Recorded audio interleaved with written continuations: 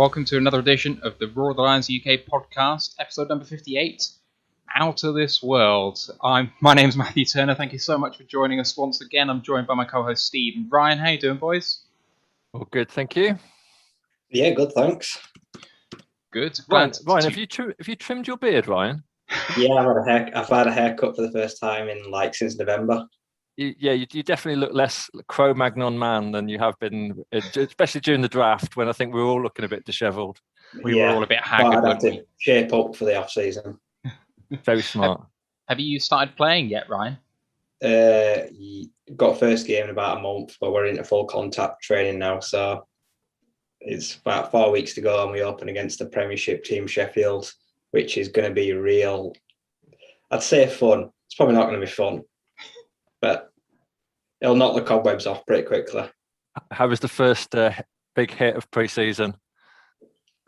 We're all right, because I was delivering it, not taking it. I've been stepping it up this year, so I'm probably feeling the best playing that I ever have. So I'm ready to come downhill and smack some running backs. Good stuff. And Steve, you've got your first 5G inoculation, and it knocked you for 6. How does it feel, though, to have good Wi-Fi now? But it's fine, but I keep getting these Microsoft updates on the back of my iris every morning.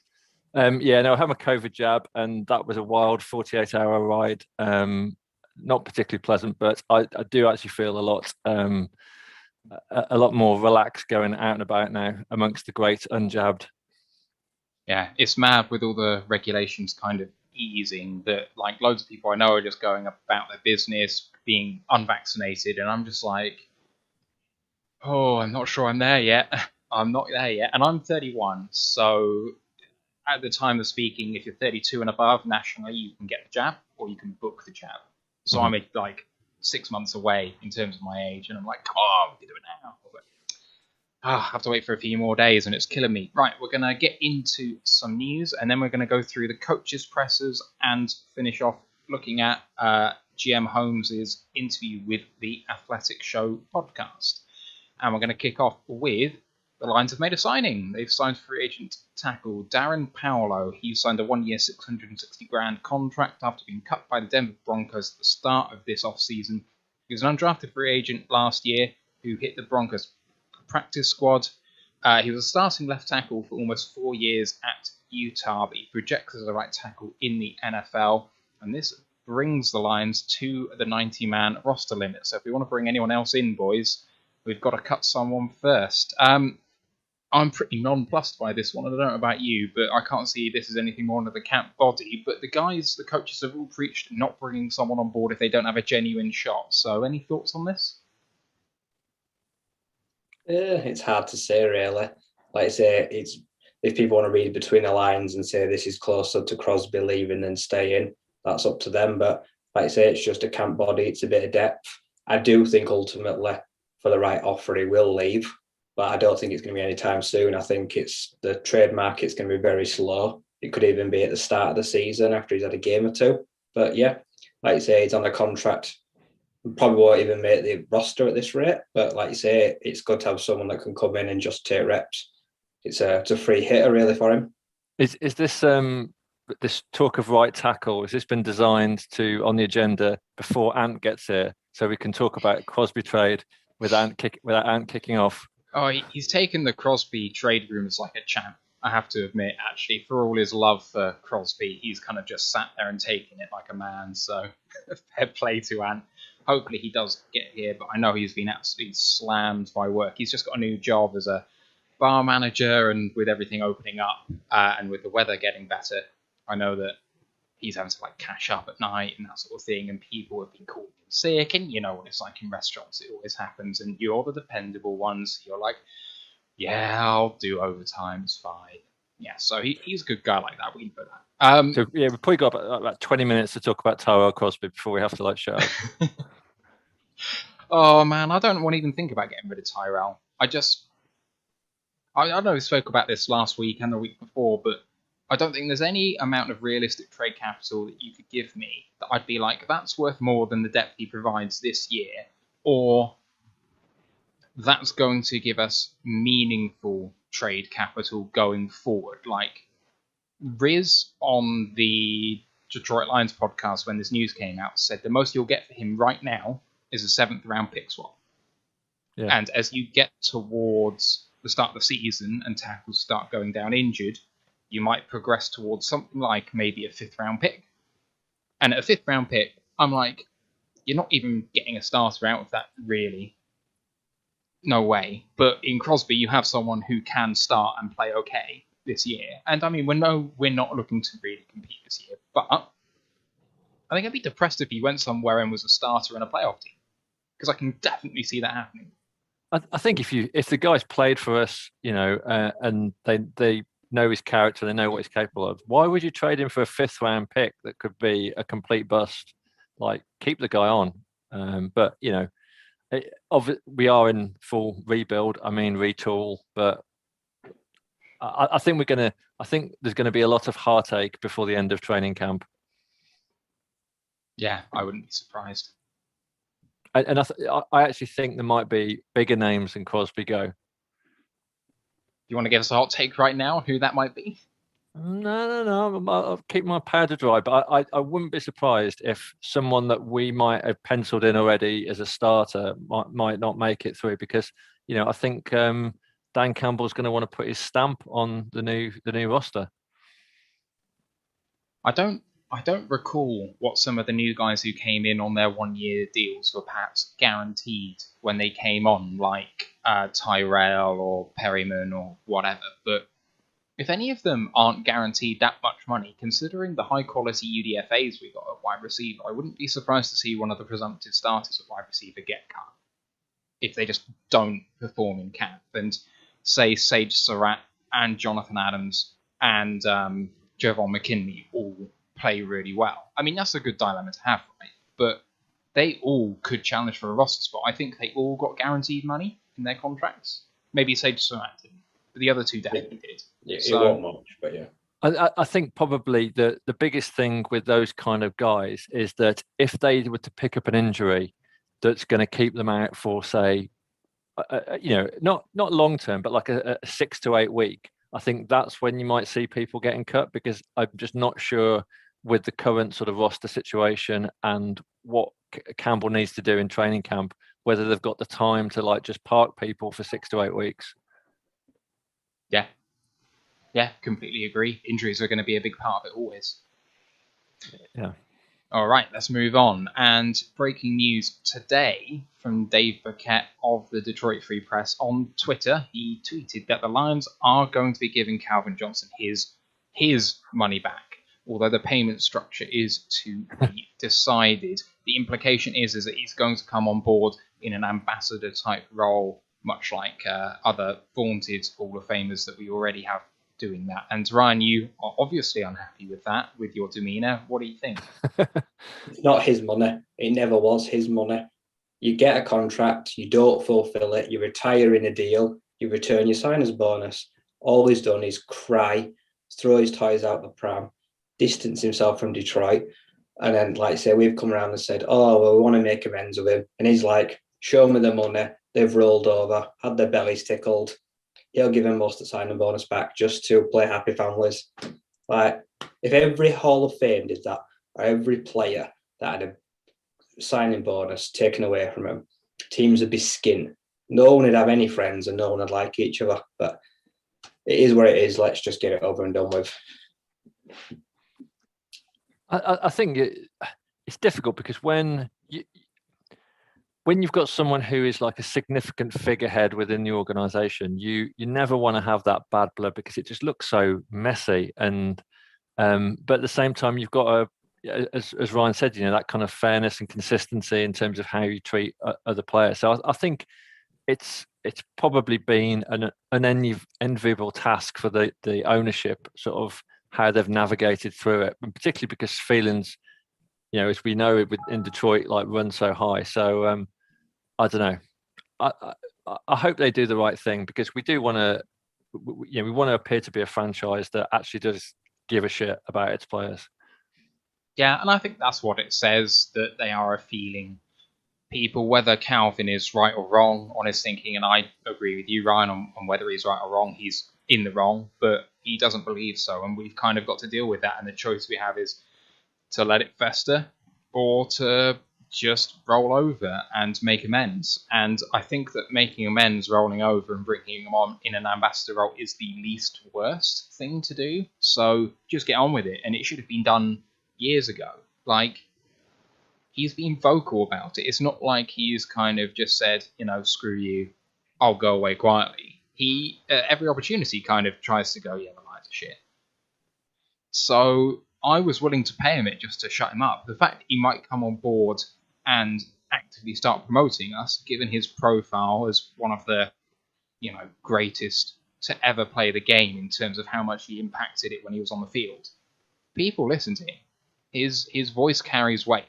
Even if it was, we'll give you the money, but you've kind of got to work it off for us a bit by doing some ambassador stuff. I'm on board with that. If he can earn it back by being a Lion again, I'm fine.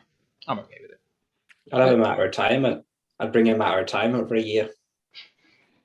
And I mean, I guess without being too harsh, we've kind of got three legends in the franchise: Barry Sanders, Calvin Johnson, and Stafford, who's obviously now at the Rams. I mean, we can't maybe be that picky about who, how we treat our kind of legends, because we don't really have many of them.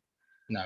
I can't think of anyone else really that's had a significant impact in the last sort of 30 or 40 years. When you think about certain franchises and how they've got like a proper mini Hall of Fame. Yeah, in that sort of time span, I guess the next nearest is Spielman, who's already in the building. I mean, you have obviously loads of other legends, but you're going back to the 50s and 60s to find them. So, yeah. Anyway, right, let's move on.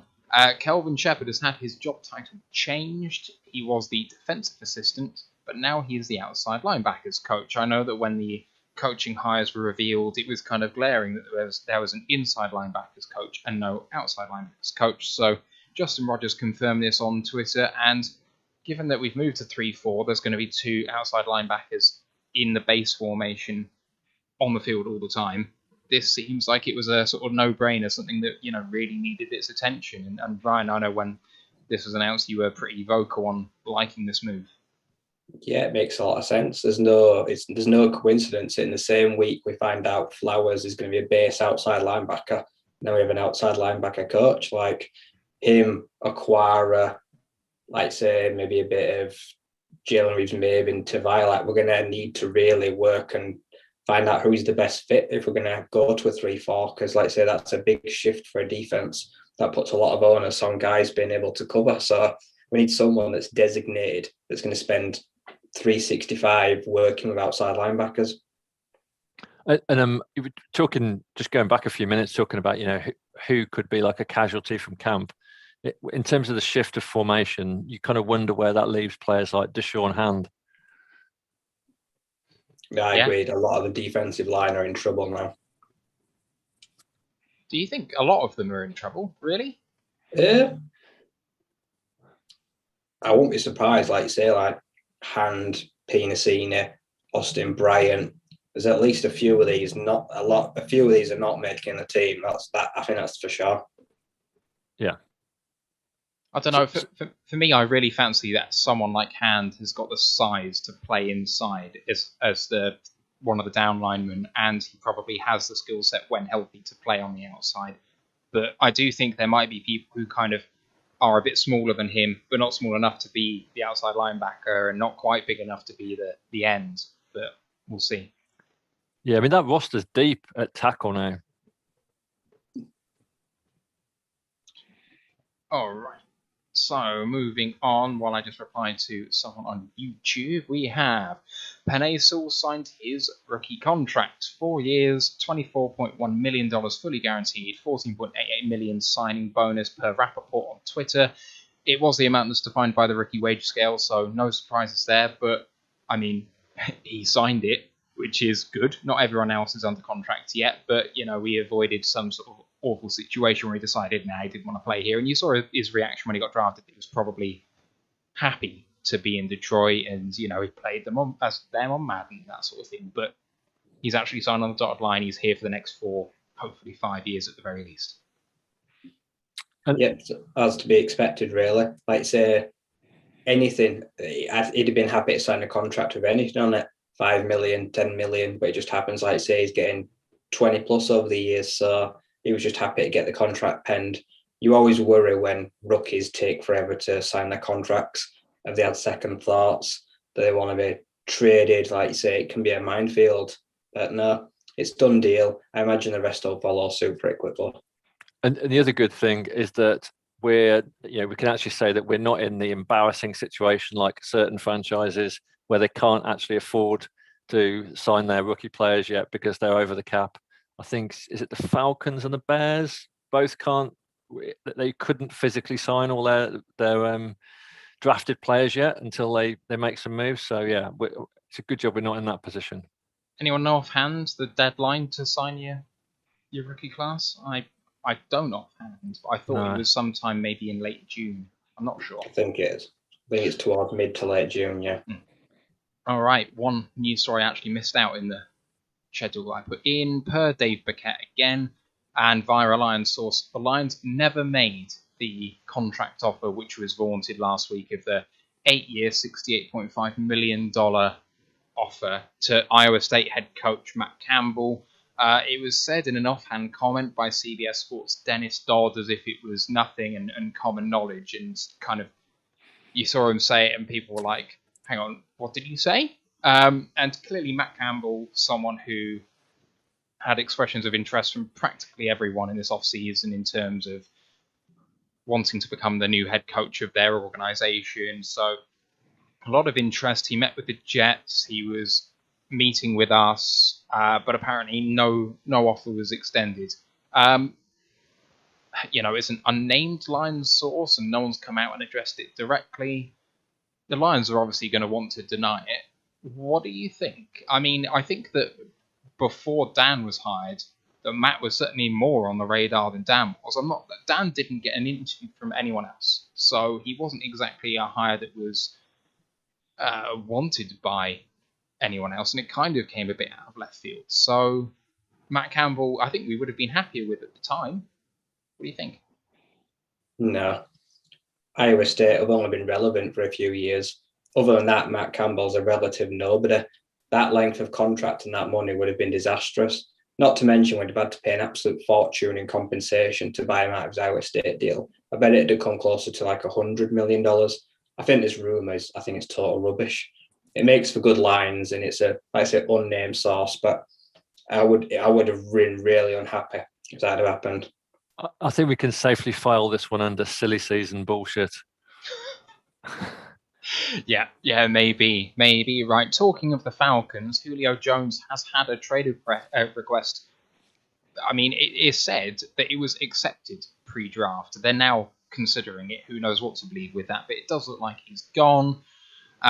You heard, that he kind of got trapped by Shannon Sharp on Undisputed. Oh, just give my mate a quick call. Blah, blah, blah, blah, blah. Yeah, I'm gone from there, man. Oh, yeah, by the way, you're live on national TV. And it's like, Sharp, you absolute dick. What are you doing to the... I mean, if this guy is going to say this, then potentially he's one of your friends.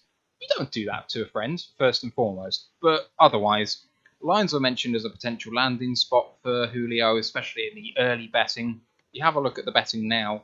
We've drifted a long, long way out. God knows why we are up there in the first place, but DraftKings has us at plus 4,000, which in UK betting terms is 40 to 1. So bet 100 to receive 4,000 back.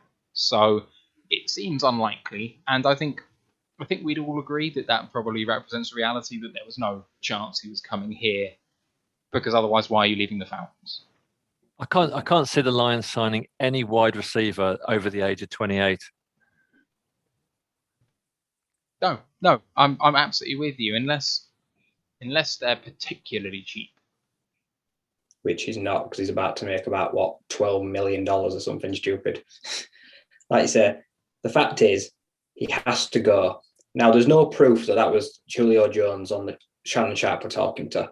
I'd love to see actual proof that it was him on the phone. I think that was a setup. But we all know that Julio Jones wants out of Atlanta because they're terrible. They're not going to win anything. They're wasting his final years.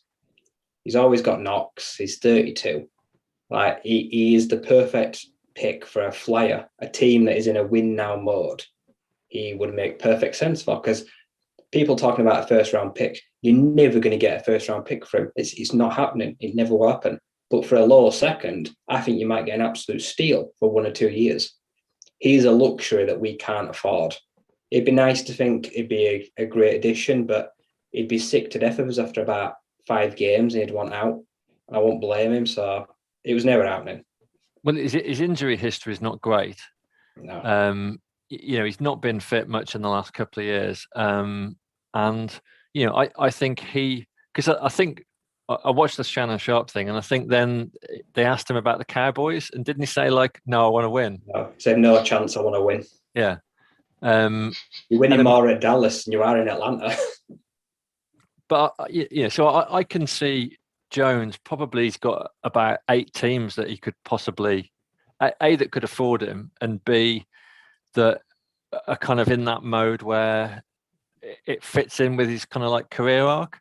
I mean, you could argue that like the Packers would be like a destination, but the Packers is one of those franchises that's so kind of unambitious when it comes to like free agency, and they're so tight with their cash. I can't see them doing it. You can imagine him going to like somewhere like the Bears, because I mean their wide receiver core outside the Robinson and Mooney is not great. But again, is he going to win at the Bears? Let's hope not. Going to the Patriots, going to the Packers would be hard because they're saving all their pennies because they're about to give Devontae Adams about $100 million out. Like say, he needs paying, so they can't fork out for him. I think if he went for the Patriots, that'd be a huge mistake because they're not winning anytime soon. They might have all this oodles of cash, but that's all they can really offer him. I think someone like the Bills would make sense, or even the Ravens, but I don't know how their cap situation is. I think between now and he'll be gone by week 1. I don't see him starting the season as a Falcon. I don't know. I don't know whether there are teams that can actually afford him. Not in terms of picks, but just in terms of the cap. Everyone's well up against it this year because they're reducing cap, and they've already taken their positions on some of their high value people, and a load of those teams have already made big cuts and restructures in order to get under the cap right now. I mean, the Packers have $2.5 million worth of space. The reason I see the Packers as potentially the most likely landing spot is I can see it being a bargaining trick to get Rodgers back in the building. We'll get you, Julio. You come back and win a Super Bowl with us. Can you imagine Julio and Devontae for 1 year on the same field together? Oh my God, I'd die. It would be wild, but I mean, you can just almost pick the landing spots. It's going to be something like the Raiders, isn't it? Like, you just know it. Something like the Raiders, or where else could he end up? Why is it that people always list the Raiders as a place where they like to go? Is it just because they're in Vegas? Because these people say, oh, I want to win. Let's go to Vegas. And it's like, that team's absolute shite. Send him to Chargers. I've said this before. The Chargers, like, Herbert would love him. And they've lost so many wide receivers. Like Keenan Allen, he needs some help. It would make perfect sense in LA. I think it's a bit like if you think about like the Premiership, like when you get like a player that like a kind of Edison Cavani type player, like someone who's probably past their best, but they're free agent on they're going to be big wages, but probably like a low transfer fee. That there's only certain clubs in the Premiership that are going to pay that kind of money, and you can kind of like name them. And I think it's the same with like NFL franchises. There's only certain franchises that have that model where they want to pay for veteran players that amount of money, and the Lions aren't one of them, and I don't think the Packers are either. No, I think you're right. The Pats has to be the most likely landing spot, but it's just a unique situation with Rodgers, which changes my mind slightly on that. Mm-hmm. Anyway, day 1 of OTAs, that's organised team activities, was yesterday, and there's been a load of official photos released by the Lions, which has revealed who is definitely in attendance, although it doesn't exactly tell us who wasn't in attendance because they are selective and, but they have been spotted, and this is from Pride of Detroit, who've kind of gone through and listed all the players they can see. All 3 quarterbacks are there. In terms of the running backs, they're all in attendance too. UDFAs, rostered guys, the starters, they're all there. Wide receivers. Now here's where it's a little short. There's no Perriman, there's no Tyrell Williams. All the rest of them are there though. Tight ends, they're all there. O linemen, they're all there. D linemen, as far as I can see, they're all there. Linebackers, Beckett, Tavai, Anzalone, and Dion Hamilton. So that means that Jamie Collins hasn't shown up, potentially. And in the DBs, all are there except for Tracy Walker. And then no kickers, just Jack Fox as the punter in special teams. But that's a pretty outstanding set of people there. Hang on a minute. Sorry, I missed out cornerbacks. There's no Okuda on that list either. So, yeah. And Arawari as well. Sorry. How cool was that photo of the offensive line with like Goff taking a snap, and then you got Sewell, Ragnow, Decker? I was like, oh yeah. I was kind of surprised to see Sewell there. Like, given his COVID and, missing rookie minicamp, I thought it might be a bit soon for him to come back, but it seems like maybe he's over it and feeling fine, which would be great. Yeah, absolutely. No news on how that's going so far, although I assume there'll be presses after day 3. I think these go in chunks of 3 days. I think there's 10 days of OTAs, and this one ends tomorrow, so hopefully we'll get some news about that shortly. Right, thus ends the news, and we move on to the coaches' presses. So these happened shortly after we recorded last week. They refer to rookie minicamp, but to the roster, to the team, to the head coach, and whatever, pretty generally too. So let's just go through them one by one and pick out any really important points. So I've taken some notes to see if there's anything that people find interesting there. So first up, we've got Mark Brunell, the quarterback coach. He was asked about the lore of coming to Detroit. He's not coached in the NFL before, but obviously had a very successful NFL career. And, why did he quit his job in Jacksonville to join up here? And he said it's all about Dan Campbell. It's about football, but it's about relationships too, and it's an opportunity he couldn't refuse. They played together for a year in New Orleans, and they've remained in contact since then. They've seen each other at the combine, and they've maintained a really good working relationship and friendship. So it was a no-brainer for him to come. In terms of his feelings on QB1, he says that Goff is a talented, hardworking, positive attitude, competitive guy, a winner. He's looking forward to working with him. He's picked up the offense really well. He's hungry and motivated. That Brunell's watched a lot of Goff's tape, and he's thrilled to be coaching him. In terms of what's happened in the last couple of years, he said that they're kind of leave that in the past, but help him become the best player that they can for the future. He enjoyed playing with coaches with NFL experience because he found them relatable, and he feels like the coaching staff with as much NFL experience is going to find that the players will find that relatable too, and that's the value of the coaching staff that we have here. And he also said to the fans, really, don't give up hope on this season. There's a similar vibe to the 96 Jags, who made the playoffs after starting 4-7. And he said to the players, forget about what you're hearing in the press and just believe in your heart that you can do this, and anything can happen. So obviously there was quite a lot of interest there, or at least that I could take notes on. Anything that pops out to you there is something that you're shocked by, pleased by, Steve? Well, I think he said all the right things, particularly about Goff, and that's what we really need. Is we need to really kind of get a kind of wave of positivity around Goff, and not go into classic Lions fan, let's give up on him on week 3 kind of mode. So I definitely think he said all the right things. I think just on his last point about don't give up on hope on the season, you've got to remember that in the NFC, there's going to be 7 teams that qualify for the playoffs. And you could pretty much go, the Bucks, the Rams, maybe the 49ers.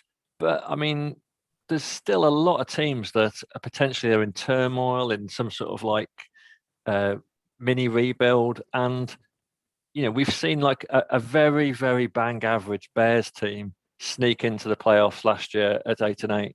So yeah, I mean, personally, I think we're probably going to be around 6 and 11, but who knows? No, I totally agree. Like you say, it speaks volumes that he's telling the players not to listen to us and the reporters, just block it all out. Like you say, because we have a habit of feeding and breeding negativity. A lot of us have already written this season off already, but they're not going to listen to it. They're just going to drown out all the white noise. Like I say, whatever happens, if we win 5, look for the positives. You'll be able to take some positives out of it. Like I say, but if we manage to sneak in and get 7, sneak a wild card, like you say, it's just he wants them to be the best they can and do the best they can, like play this season for themselves.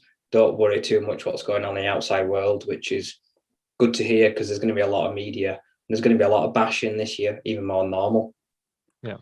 You can tell that Mark's a former QB because it was a very kind of polished performance in front of the camera. He's a charismatic guy, and I'm looking forward to hear him speak again.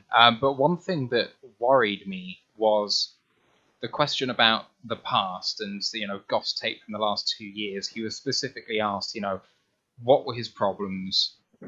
What are you going to do to fix them? And he kind of just said, we're going to make him good now. And it's like, yeah, okay, we're going to make him the best player we can moving forward, which is a more polished way of saying what I just said. But, like, I don't like that he dodged the question. He basically said we're going to ignore the past. And, like, the player you're getting is the summation of what's happened in his past. Problems he has in his mechanics. Yeah, they might show up in training, but you can look at the tape and see potentially what was going wrong with him. And I'm hoping that that sort of thing was that I'm not going to throw my QB1 under the bus at a press conference.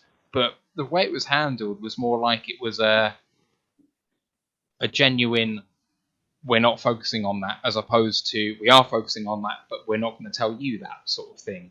I don't know, it just worried me. Am I going crazy? I mean, I don't know. Are you that bothered about how he did at the Rams in the last couple of years? Because equally, you could say, well, look at the tape from 2017, 2018. When he was, I think, in terms of ratings, was pretty comparable with Stafford. I think it's all about the scheme. I think if you look at a QB like Ryan Tannehill at the Dolphins, who looked like a kind of a dumpster fire at times, and then they take him he goes to the Titans, completely different scheme, and all of a sudden, he's kind of one of the top 5 QBs in the AFC, and I think that's what we've got to think about Goff. If we can if Anthony Lynn can get the offense going and get the scheme that fits around Goff and plays to his strengths, I'm not worried. I'm really not worried at the moment. The only thing that worries me is the wide receiver core, and is he going to have someone open to throw to? But in terms of Goff himself, I'm not worried at the moment. I agree. I wasn't Goff's biggest fan when he arrived, but I've slowly warmed to him. I think, like you say, now he looks happy. He sounds happy. He sounds like he's actually got a lot to prove. That's for his own pride. Like, it's not for doing it for us. Like, he's got a lot of people that he needs to prove wrong. The past, as you say, is the reason he's here. That say the Rams felt it was expendable on that deal, so he had to go the other way to secure their future. Like I say, that's nothing against him. Like I say, we've seen what he can do, especially when he's got a clean pocket, which is going to be a huge focus this year. The success of Goff this year is going to be on the offensive line, if it can keep him protected or not. If it keeps him protected and he still fails, well, then that'll be a totally different ballpark. But I'm more than willing to give him the benefit of the doubt if we're going to give him the most support he needs. Like I say, the wide receiver core could potentially be sneaky good. It could potentially be very shaky, and he might have to rely on his tight ends a lot more than he has to. But I'm willing to just give him this season, let him grain him in.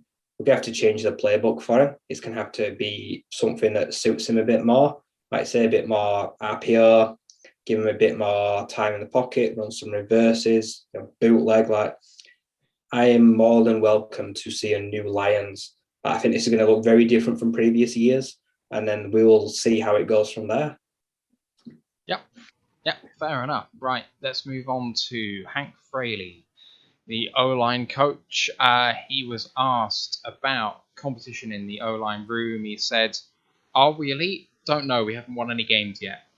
Which I just think is a kind of great response to that question, really. He was asked about Penne. He said they've got high expectations. He saw him play in high school, alluded to the fact that in a previous interview he said that he was the one who actually recruited him back at that time, and he's another piece of the puzzle. He's been great in meetings, good football IQ, good questions, kind of the intelligence of a vet without ever having actually had that experience yet, which is great. He's well prepared, despite the fact this was all on Zoom and couldn't make it to rookie minicamp at the time. Should acclimatise quickly, given even with his year off, he's just built that way. He's a great fit for the room. Everyone's very welcoming, and it's going to be a special time for the O-line in general. In terms of Fraley and his job himself, he said it was nice to have Taylor Decker kind of pulling for his job, and he appreciated that. About returning to Detroit, he said, "Coming back means the world to me and my family. It's the longest that they've lived anywhere in their lives, which is 4 years," he said. "So excited to be here. Detroit is built like me. I'm a blue-collar worker. I don't complain. Just put my hours in and leave it all on the field." About the players that are in the room at the moment, he said to them, "If you're here, you're all the same to me. Go out and perform. The best players are going to play. All the positions are up for grabs."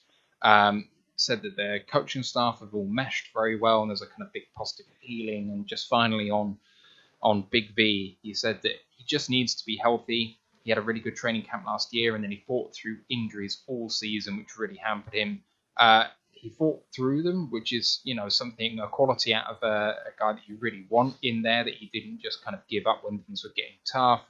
He's potentially a long-term piece. He can do things other people can't. Athletic, he's big, he can move the line, can pull and anchor and pass protection. So lots to come out of that interview as well. I loved the first bit about, they're not thinking about being elite or not. They're just going to prove it on the field. What struck you, Ryan? I'll start by saying I was so happy to keep Hank Fraley. If I remember rightly, I think he had an interview with the Steelers. I think he did. I'm pretty sure they wanted him. Yep. And he chose to turn that job down and return, which says a lot about how he felt the line was to begin with last year. So now he's come in looking with fresh eyes again this year. We've made some additions. And this O-line has the potential as a unit to be one of the best we've had for a number of years. We've not replaced the likes of Bacchus, Raiola, Riley for them for quite a few years. So we've been bodging, plugging in holes just to try to keep Stafford upright. But right now we've seen like we've got a collective unit. And we've, like I say, if Big V, we all have our doubts around him. It's a big if he can stay healthy. But if he can stay healthy, he's probably going to be the starting right guard all year, and he's going to help solidify that side of the line. I would love to see him stay healthy all year, because I'd love for him to prove me wrong, because I don't think he can. But I think right now, when he says that every job and position is up for grabs, I truly believe that. That gives the hopes for like Matt Nelson, Crosby. That gives them something to aim for. No one should be plugged in as a starter or penciled in at OTAs. So he's telling them all, if you're here to work. And right now, you're all starters. It's going to prove me wrong. So it spreads the best positive attitude that I've heard in quite a while. Yeah, I think I feel exactly the same about Vito as you do. You do worry that if he picks up a couple of injuries through camp, and that they've got a big decision to make on him, because is he just going to have these niggling injuries that keep him off the field all season again? And I'm not sure that we can afford that. So I think there's some really tough decisions that are going to be made in the next 3 months.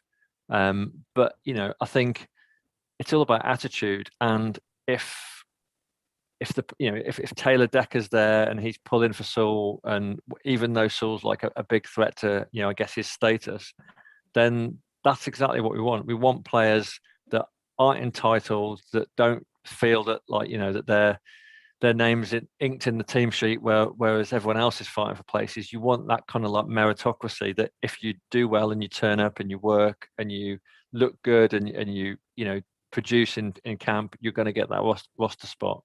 And maybe that's been lacking a bit in the last few seasons.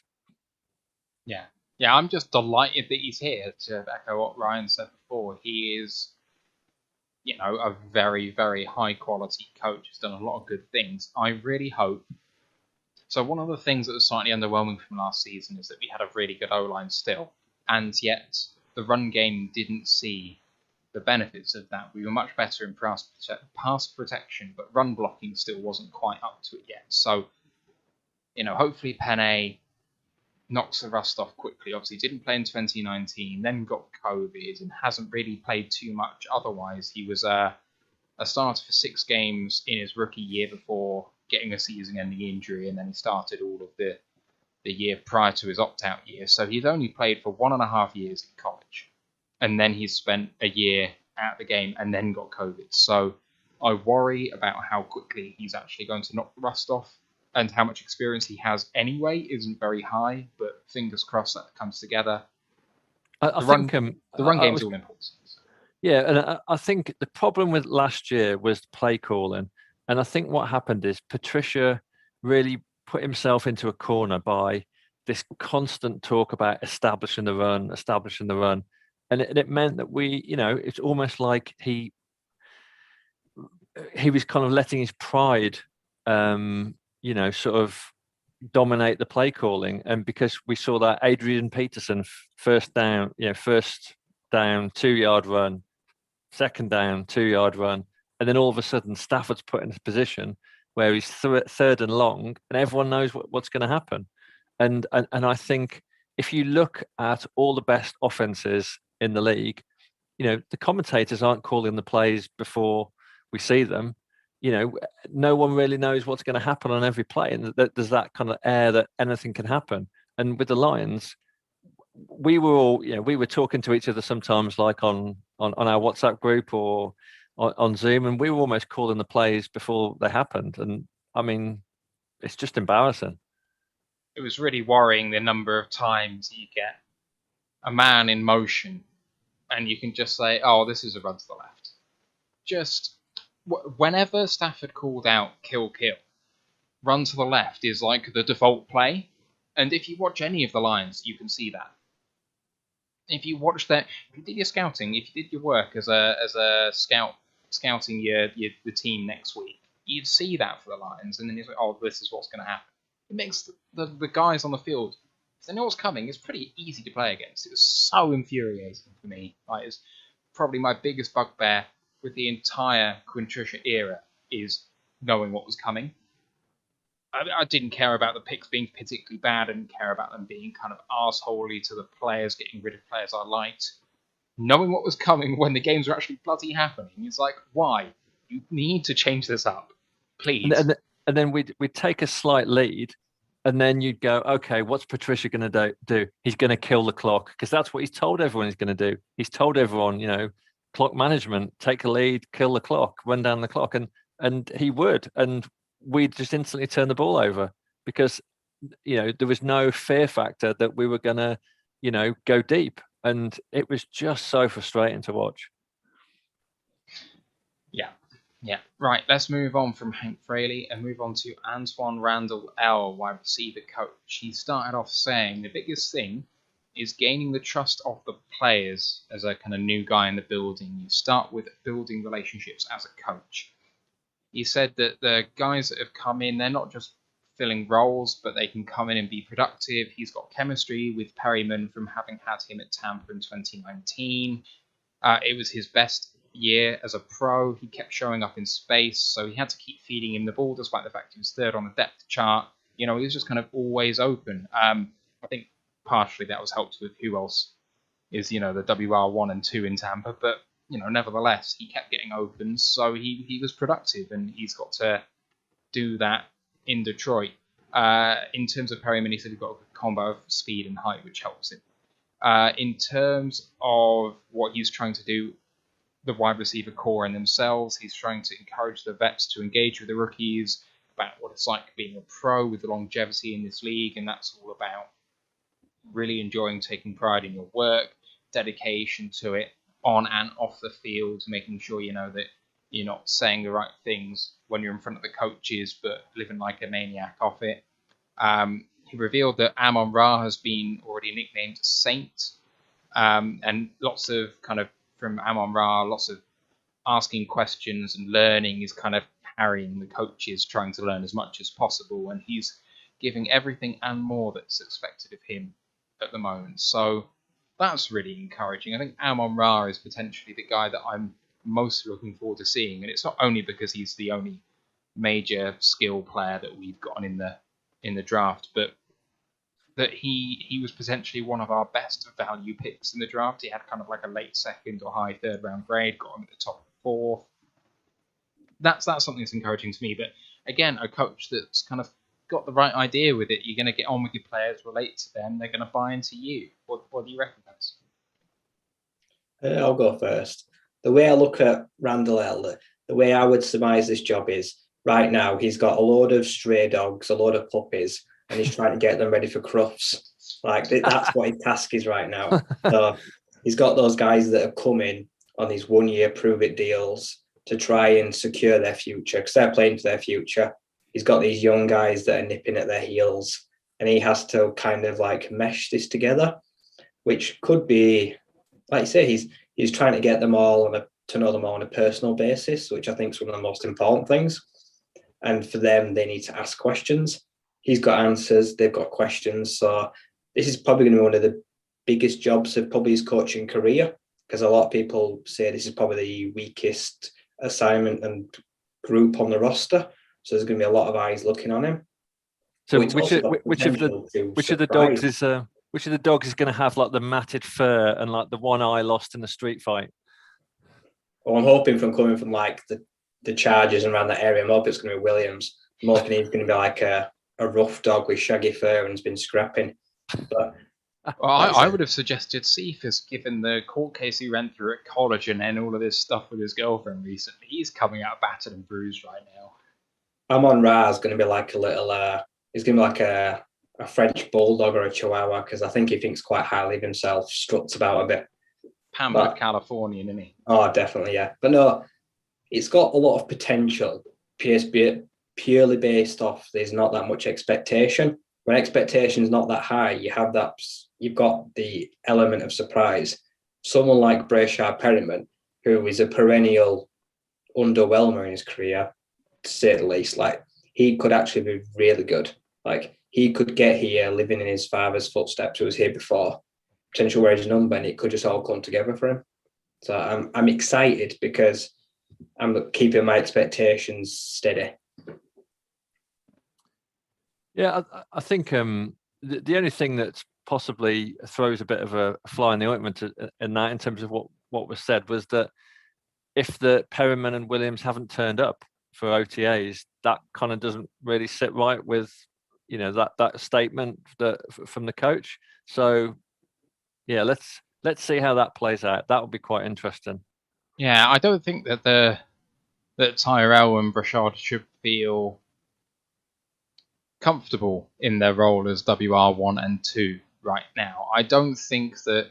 So I mean, they've performed better than any of the other guys on the roster simply because they've had more opportunities. But they've, like Ryan said, they've underwhelmed in some or been injured in others, and you know it's not going to take much to knock them off that perch. So if I were them, if they haven't been there so far, I'd get there now and start getting some chemistry with Goff, because it's going to have to come sooner rather than later. If you're not, even if you're the guy with the best, you know, quality, if you've not got the chemistry with the quarterback, you're not the best guy on the field. So better start now. Even with guaranteed money, I wouldn't be surprised to see one of them get cut. I wouldn't be surprised at all if Perryman didn't make the team. Yeah, completely agree. All right, let's move on to tight end coach Ben Johnson. And just on Johnson, he's a holdover from the previous regime too. So that's kind of interesting. Hank and him were two people who survived the previous regime. And I think that speaks to Ben's quality as a tight end coach and someone who's obviously brought Hawk through from a difficult year one to a much improved year two. And he was asked about Hawk. He said that last year they went through and evaluated him on a quarter season by quarter season basis, and then they ended up with a big review at the end of the season. Obviously they did that. They thought they'd, you know, got down where they thought he could improve, where they thought he did well. And then obviously the new coaches come in and Ben's kept on, and the new coaches and GM come in and talk about Hock and where they think he did well and where he didn't do well. And that aligned with their reviews. So he kind of found that to be a good experience with a new set of eyes, that the room for improvement they've kind of identified together independently, but they've kind of verified each other. He said it's great that Hock's enjoyed himself, obviously, over the off-season, having fun with Kittle and what have you, and he's part of this tight end academy mafia or whatever they've set it up. I'm not quite sure what it is, but it looks intriguing. He said that Hock is similar to Dan Campbell in that Ben was with Dan Campbell in Miami as a coach, that he's a work hard, play hard kind of guy, and TJ's going to be the same. You get inside the white lines, he's going to give you absolutely everything, but as soon as you get off the field, he's going to be giving you everything in terms of fun and enjoyment and, just doing the best he can on both sides. In terms of improvement, he identified route running and separation. He's looking forward to TJ getting some production, getting noticed, getting double covers, and finding a way to beat that as well. They were excited to have Josh Hill on board, loved his skill set in his tape from last year. Then he retired, and that really changed the room. But that he knows and sees that the young guys kind of smell and sense an opportunity, that there's a job there for the taking. They're not shoehorning themselves into who the tight end 3 or 4 needs to be in terms of skill set. It doesn't have to be a blocking tight end, a receiving tight end, an H-back or whatever. They just want the best mix of players, which I was kind of interested in as a phrase, just to kind of step away there and say wanting the best mix kind of indicates that you want someone different from what you have already. And so to me, that says they've identified what they have already and they know exactly who they want to take, but they're not telling us. But anyway, moving on from there, it said it's not quite sure what direction they'll go in terms of players, but if they're going to be that far down on the depth chart, they need to be smart players. They're going to be involved in special teams with Dave Phipp, and they need to be able to perform on limited snaps. So mistakes in training camp is going to be key. The less mistakes you make in training camp, that's going to be something which is going to have a microscope put on it. Dependability is the number one attribute they're looking for in the tight end 3 and 4. So, boys, Steve, what jumps out at you from Ben?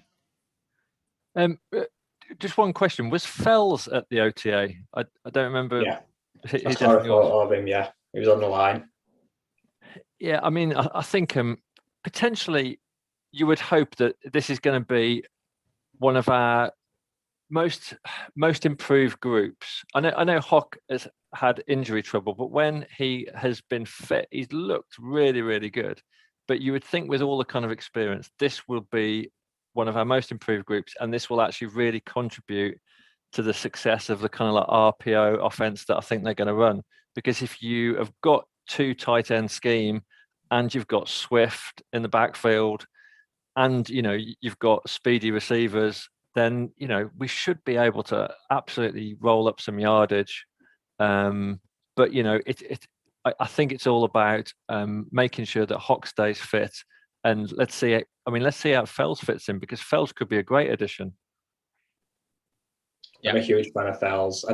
We should have kept Fells the first time, because since we let him go in Houston, he's put great numbers in a bad team. Like, he'll be the red zone guy. He's going to score, I think, a lot of touchdowns. I expect Hockenson to do a lot of work between the 20-yard lines. Like I say, keep him fit. He does need to work on his separation, because a lot of time, like I say, he was getting the ball. He can't outrun people. He's pretty sluggish, and I think he always will, because that's how he's built. But so if he can get a bit more separation, this will be the year that he beats the record of Pettigrew. He should easily smash the record, I think, this season, based on having the extra game alone. Like, this is going to be one of the best pairs of tight ends we've had for multiple years. It's going to take something really special for any of the other guys to unsettle Fells as number 2, I think. Like, these two are pretty much solid, 1 and 2 either way. And like I say, I think it says a lot when you keep a tight end coach from the past regime, because that clearly tells you that how they're working in blocking schemes and general tight end play, it wasn't an issue. It's never going to be an issue. If these two can help solidify the edges, get to like the second level blocking, I these two will help Swift immensely. Like, this is going to hopefully have a huge impact on the run play. And I think I'm excited to see Anthony Lynn, because as a head coach, he had too much to think about. Like, he should just stick to what he knows best, and that's offensive coordinating.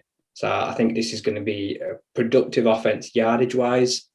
Scores will either happen or they won't, but we'll certainly rack up yards. Yeah, I think Fells is really underrated as a blocker, actually. I can definitely see him performing that tight end 2 role really, really well, and I do expect to see with him in a lot of 2 tight end sets. I just think it's going to happen a lot, and hopefully it's really going to help the run game.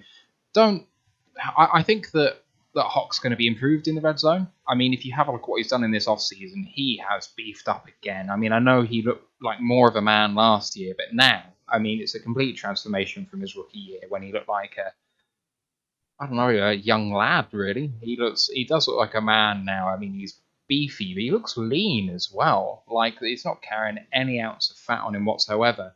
I do wonder what that's going to do for his blocking, because, maybe he has a bit less mass in terms of baby fat and a bit more muscle.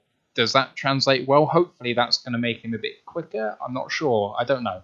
He's going to be one of the more interesting people to look at as the season progresses, I think. I mean, if you were a tight end and you could see Dan Campbell on the the sideline watching you, would you not go in for your block with absolutely like 200%? I mean, you're not going to be pulling out of a block, are you? If you're on that roster. I mean, if I'm Elise Mack and Hunter Thedford, I'm thinking I've got a shot here. I know I kind of was talking up, I think it's Houseman, the Notre Dame tight end, thinking, that he's got a really good shot because he's probably potentially the best blocker on the team, maybe. But Elise Mack is meant to have done well in the rookie minicamp, and he's got the most pedigree as an NFL player at that tight end 3 spot. So they've got to be smelling blood. If I perform here, I'm on the team. Because this team can carry 4 tight ends. If that 4th tight end is also a kind of fullback in a pinch, I can see us not carrying a fullback, and I'd be gutted for Kabinda if that happens. But it can happen. It definitely can. So there's a definite opportunity for at least half the guys we've got in the room to make the roster. So they just got to go out and perform. All right, let's move on to our next one, and I was going to say smiling will be pleasant, but no, I'm going to move on to Dom Capers, the senior defensive assistant. He was a really impressive guy, actually. He's not too loud on the mic. He kind of steps back, and it's kind of a little hard to hear him when he's talking, and he's a softly spoken guy, which I wasn't really expecting, but you can see the wealth of knowledge and his experience behind the microphone in talking to the press and that sort of thing, which was really nice to see. He was asked about Aaron Glenn, the defensive coordinator, and he worked with him with the Houston Texans for 3 years when they were an expansion franchise in the franchise's first year from 2002. Aaron had professionalism, attention to detail, dedication, and as an expansion team for the Texans, he made the Pro Bowl in his first year there, which, I mean, I don't know about you and expansion teams, but generally speaking, they're not good. They're bedding in. It's a complete new team, new staff. You don't expect too much. The fact that he could go to a Pro Bowl in that first year is absolutely outstanding. And, obviously Capers was a big part of Aaron getting there. So that's fantastic. He was asked about Dan Campbell. Said he never coached alongside him before, but he's got close friends who have. And they spoke glowingly of his leadership. He declined to say which close friends this was because I think he's an employee with another organization and didn't want to trip him up. But he said he's been very impressed with how Dan relates to the players, that the way he relates to them gives him instant credibility, and he thought that the main quality of a head coach is being the leader, not necessarily being a good coach or putting a scheme in place or anything like that, but being a leader of men. And having that credibility, the aspect of that is absolutely huge when it is becoming a leader, that the players are buying into you. In terms of success on defense and in putting your scheme in place, he said he thought being aggressive and putting pressure on the quarterback is the best path to victory. And, I think if you're a defensive coach and you're not saying putting pressure on the quarterback, then you're giving the wrong answer. But the way he says it, you're just like, that guy knows what he's talking about, which is great. In terms of how it's going so far, he said things are just really getting started. The players are more important than the scheme for success. He can't fit a square peg in a round hole. And when it comes to the scheme, he thought that Aaron Glenn would have the flexibility to get to know his players and adapt the scheme to fit players that he has, which is so refreshing to hear given what has happened over the past 3 to 4 years. Boys, what stands out to you, Ryan, for Dom Capers? Like you say, he's very experienced. He was in Green Bay for about 150 years, I think. Like he's practically, he's like you say, he's one of those wise old owls. He won't be very loud. He's not very vocal. I don't think he won't stick his nose in either, which I like. Like he won't force himself upon anyone. He's there if you need him. He's just watching, taking notes. Like he's very, I'd say he's quite a relaxed person. Like he doesn't come across as overbearing. And the fact that he knows Aubrey Pleasant and let's say Aaron Glenn, like that does bode well for me. Like I say, we've got in these coaches that are going to work together. And I think the key thing he said there was it's about making players fit the scheme. Because for too many years, we've tried to operate players in a scheme that just doesn't suit them. And like you say, it just doesn't work. You can't take every man player, put them in the zone. You can't take a defence full of zone and ask them to play man because you're just going to trip yourself up. So I expect to see a lot of rotation, formation changes. The front's going to change. I wouldn't be surprised if we start games with a forefront, depending on what we're going to see. And he hit the nail on the head when he says the job of a defence is to get to the quarterback, hit the quarterback, especially when you've got a secondary that's been like Swiss cheese for years. Pass rush and generating pressure consistently is going to be something that's going to take a pressure off our defence and is ultimately going to help us succeed. So if that's the ethos we're going for, try stack the front and just get the job done as soon as possible, get to the quarterback. I'm fine by that. The less action the secondary see, the better. Yeah, I mean, when that putting pressure on the QB is the path to victory. I mean, thank you that we've finally got someone that's approaching the defense with a bit more positivity than all that kind of like bend but don't break bullshit that we've like had to listen to for the last 3 years. Jesus. I mean, you only need to look at like how the Bears played Tom Brady when the Bears absolutely terrorized Tampa Bay on that Thursday night football game. And I think Brady like came off with like 10 minutes to go. And I mean, the Bears just blew them away. And, in the NFL, that's how you deal with an offense like Tampa Bay. You don't try and bend but not break. You try and get to the quarterback and you try and make him make mistakes. So it's very refreshing. I just, maybe after 3 years of Quinn Trisha and the kind of that defense, I'm not convinced. But I can't wait until the first week of the season and we see what they've got, in store. I really can't wait. I think I'm more excited about the defense than anything else. Yeah, I cannot wait for it. They are saying all of the right things, but I believe them. I don't know whether I buy into it yet because the results are yet to be seen. But from what they're saying, it's not like it's something that seems made up, that seems like they're reading it off the hymn sheet, but they're kind of thinking about it and saying it because it's what they genuinely believe. Now, actually making it happen is something completely different, but it's so refreshing to hear that, the way that I believe a team should be built, that you should have it all work with all the bells and whistles, is what they actually believe as a group of coaches. So I'm really excited. Really, really excited. Yeah. All right, let's move on to Aubrey Pleasant, who we just mentioned, defensive backs coach, come over from the Rams. He believes that all great players want to be coached hard and that great players also push coaches to be their best. He says he moved to the Lions because he had an opportunity for a promotion, that he felt like he could be a bit more of a leader here than where he was. That Flint, Michigan is his home. He's got a load of family still here. Feels the opportunity to build a legacy for the team in the state. He wasn't a fan of any particular NFL team growing up, even coming from Flint. But he just loved watching good football. He's a big Barry Sanders fan. He's not afraid of a challenge. He said that pretty much every college and professional team he joined as a player were at their kind of lowest ebb when he joins them. So he's kind of used to to a rebuild. He's no stranger to it. On Okuda, he said, focus on the small things, and he can get back to his form from Ohio State. He just needs to kind of get the little things right, and that'll be him. In terms of the greatest cornerback he's ever played with, he said it was Aaron Donald, in a humorous quip to saying, that pass rush is a cornerback's best friend. So in order to be a successful football team, it's all about collaboration and playing as one unit, really. Although he's a DB coach, that if his guys do better, it's going to help the pass rush get home, and if the pass rush gets home, it's going to help his cornerbacks get interceptions. And they're all part of the same team. He said he's excited by working with a young group of talented receivers with high ceilings, lots of guys with different skill sets, which is going to keep him on his toes. He's not going to be teaching the same thing to the guys all the time. That you get the talent that you have with the players that are there, and that you enhance it.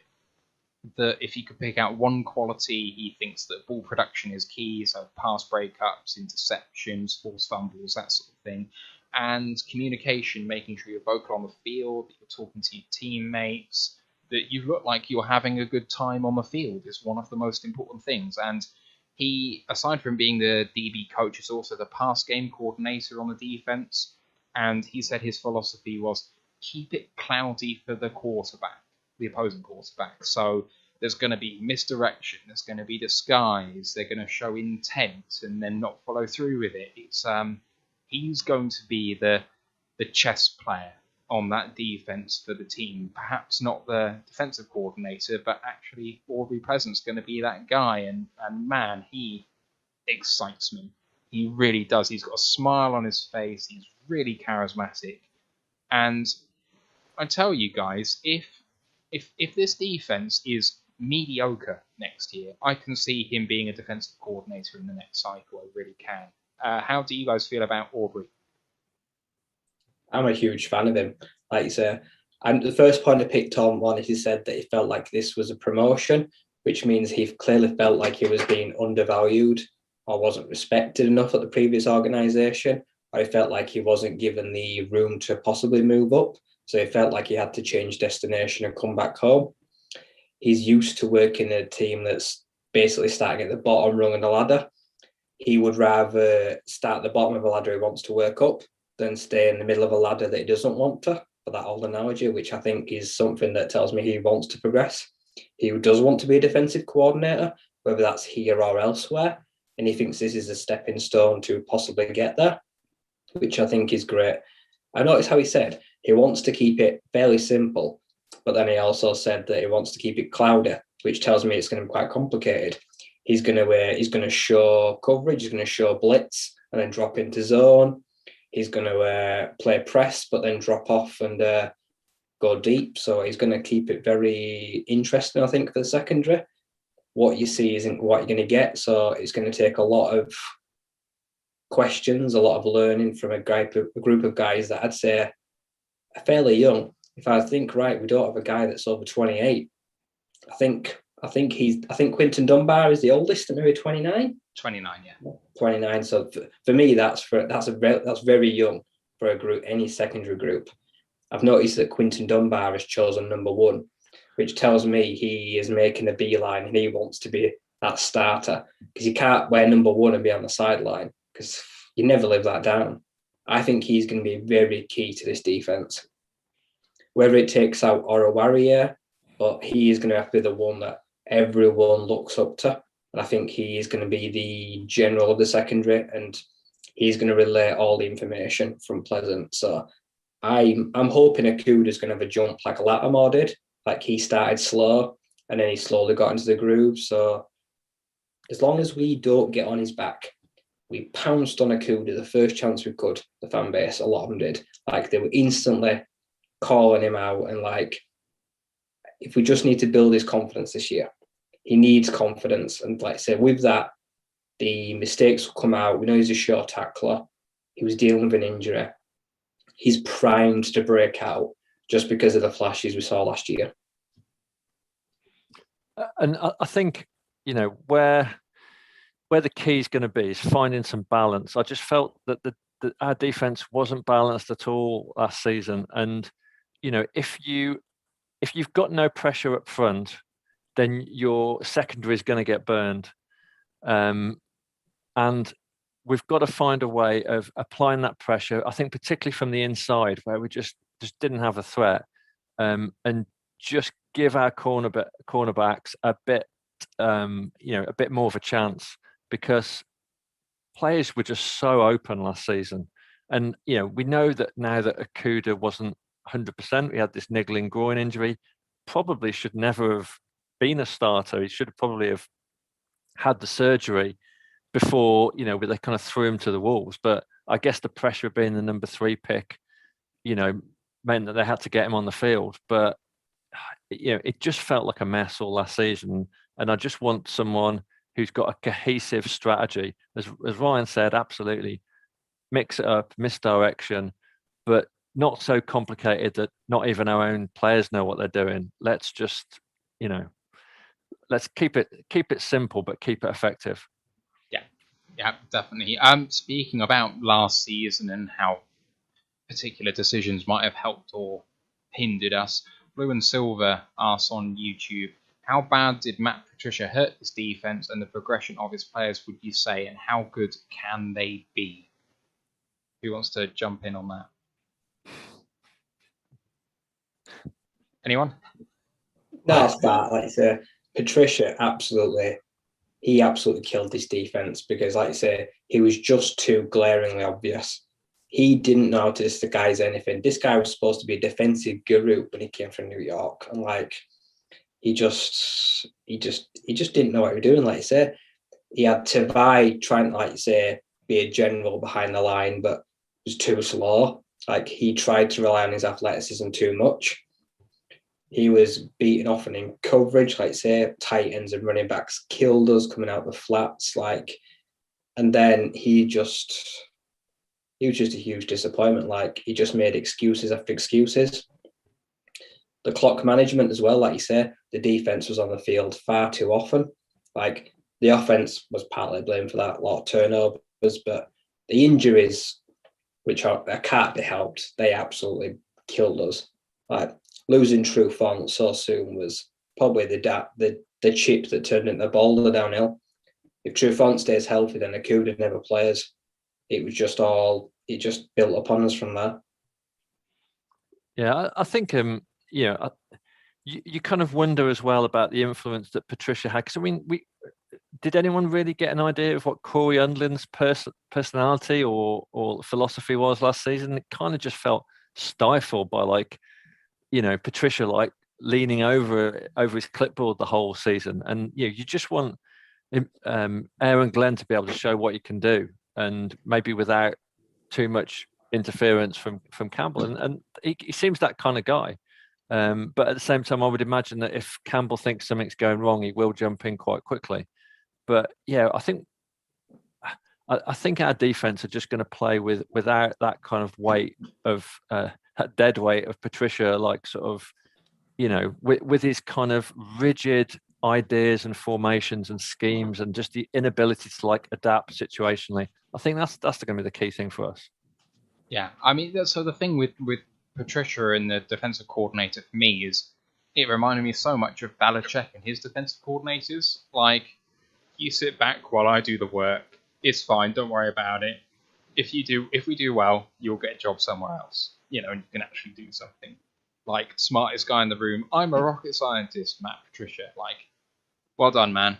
On the progression of the players, I really think that that's one of the more glaring things that I've seen on this defense. I can't name a defender still on the team that I think has improved in the last 3 years. I don't think I can. Flowers played okay last year when he was on the field. He was the highest rated PFF defender we had. Maybe Aquara? Yeah, okay, 1. That's fair cop. He had 2 good years, Aquara. Aman is too boom or bust. He was either great or he was poor. There was no consistency, which was disappointing. This is a big year for him. This is a really big year. If he can't prove this year he can be cornerback 2, then he won't be here next year, simply put. in terms of the other question he had, how good can this defense be? You know, in the best case scenario, chug the Kool-Aid. How good can this defense be? Maybe not just this year, but in future years. Where's the ceiling? Top 20. This for the next season.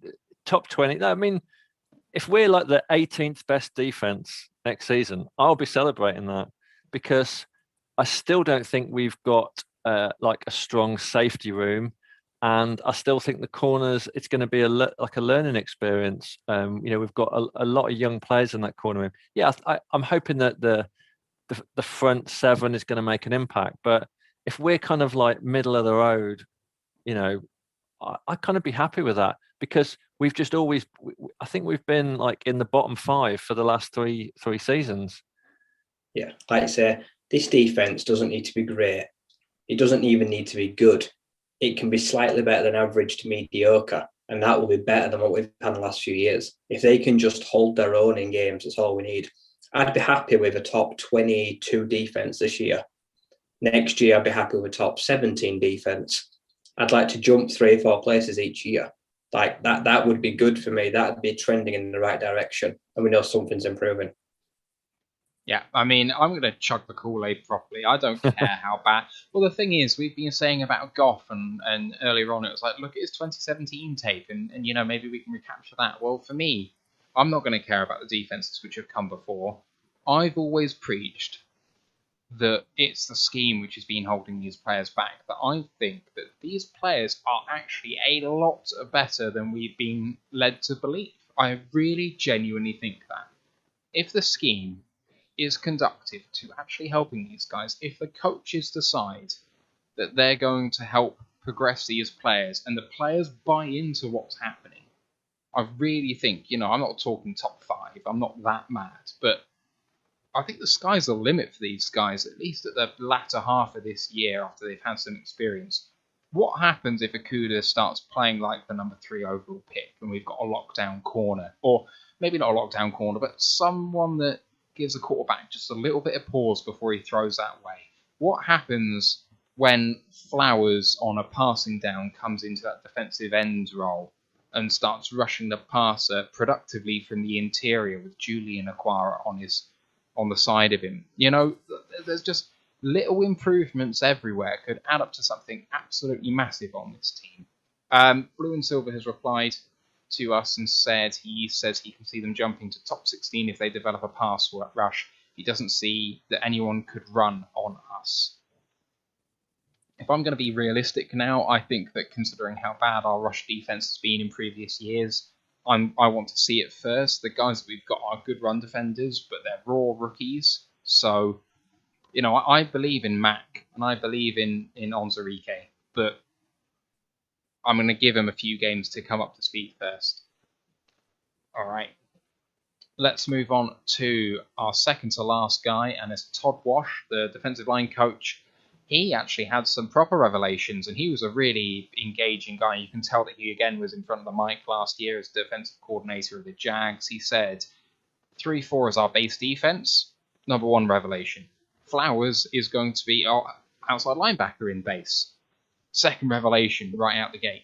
He's going to be a defensive end in the sub and dime packages, and he's got a great skill set for what we're trying to do. Our job as coaches is to put the players in the positions they need to succeed. Deshaun Hands, when he's healthy, is someone that teams are going to have to deal with. He can be a special player, but it's our job to keep him healthy, which was something weird to hear, really. But, you know, revelation number 3. In terms of the outside linebackers, it was referred to kind of Aquara and Flowers going to be those guys in the question, and he said that they need to be able to do 3 things. 1, rush the passer. 2, set the edge in run defense. 3, be serviceable enough in coverage to keep the quarterback honest. He said that Aquara and Flowers are good enough to do all 3 of those things. In terms of his philosophy, he said it all starts with earning the right to rush the passer by stopping the run and being physical. He said that draft day was like Christmas for him in getting Mac and Levi. He said Onzarike will play defensive end in the base and then move inside in sub and nickel packages. And he revealed that Aleem McNeil is nicknamed Mac. he said that we're going to ask players to do what they do well. And he was asked about Dom Capers and what he brings, and he says he brings in a lot of knowledge, and he almost invented this defensive scheme. So he's going to have a breadth of knowledge as to what Aaron Glenn is going to try and do.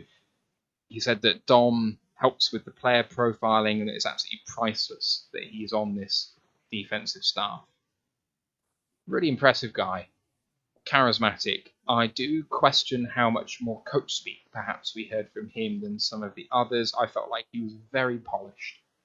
I don't know whether it was absolutely genuine, but saying that Trey Flowers has a great skill set for what we're trying to do is wildly untested. Now, it could be true, and I do think he potentially does have the skill set to do what we're trying to do, but to be utterly convinced that he does really says to me, I'm going to not throw my guy under the bus day one. I don't know about you guys. What do you think? Steve? I think it's very difficult to kind of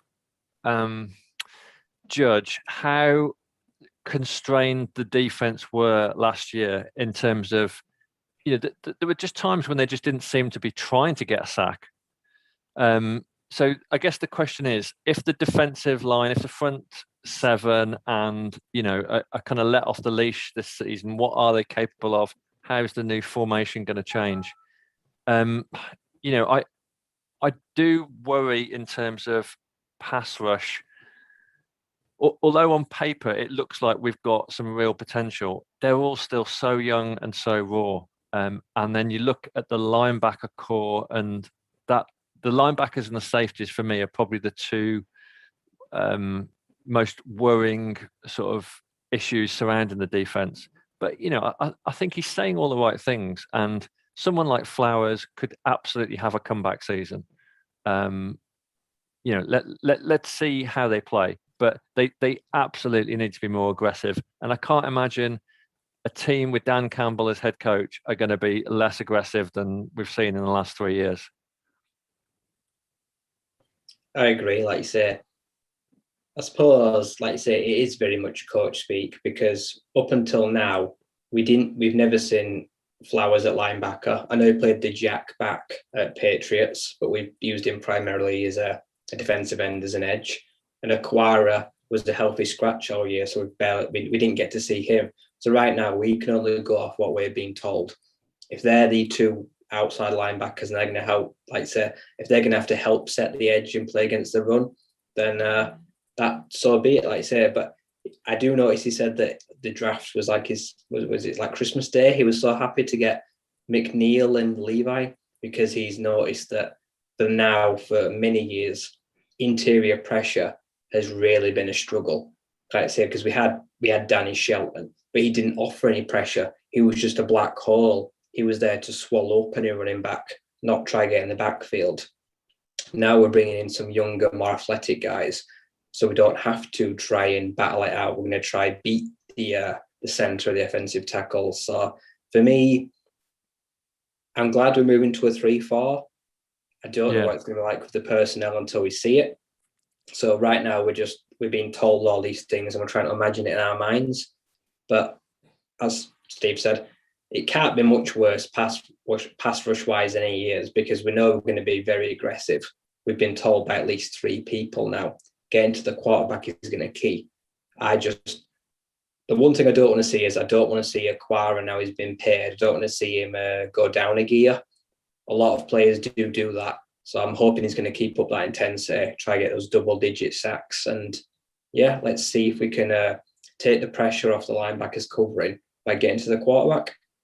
Yeah, I think something about Levi that I found out recently in my research is that he didn't have the greatest success rate in terms of beating his man off the line, but that when he did, he had the lowest percentage of missed tackles when it came to hitting the quarterback in the entire of college football. So one thing that I noticed actually throughout the past couple of years is when we did have success and got to the quarterback, we consistently didn't finish. We didn't get the sack. Quarterback breaks contain, and actually then that is advantageous to the offense in terms of getting the ball out there and passing. Riz on the Detroit Lions podcast constantly says about former Cleveland #1 overall pick edge defender, now with Miles Garrett?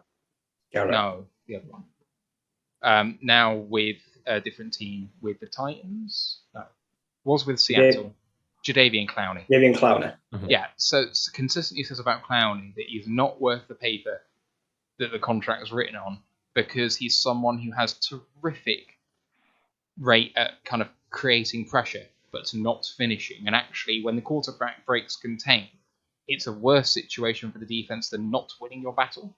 You might as well hold the pocket together and force him to throw and kind of create pressure that way rather than beating a man. So Levi, if he can actually learn a bit more pass rush technique, if he can stay on his feet, because I know he can lose his feet a bit, that really looks up in terms of creating inside pressure. So I'm really looking forward to that.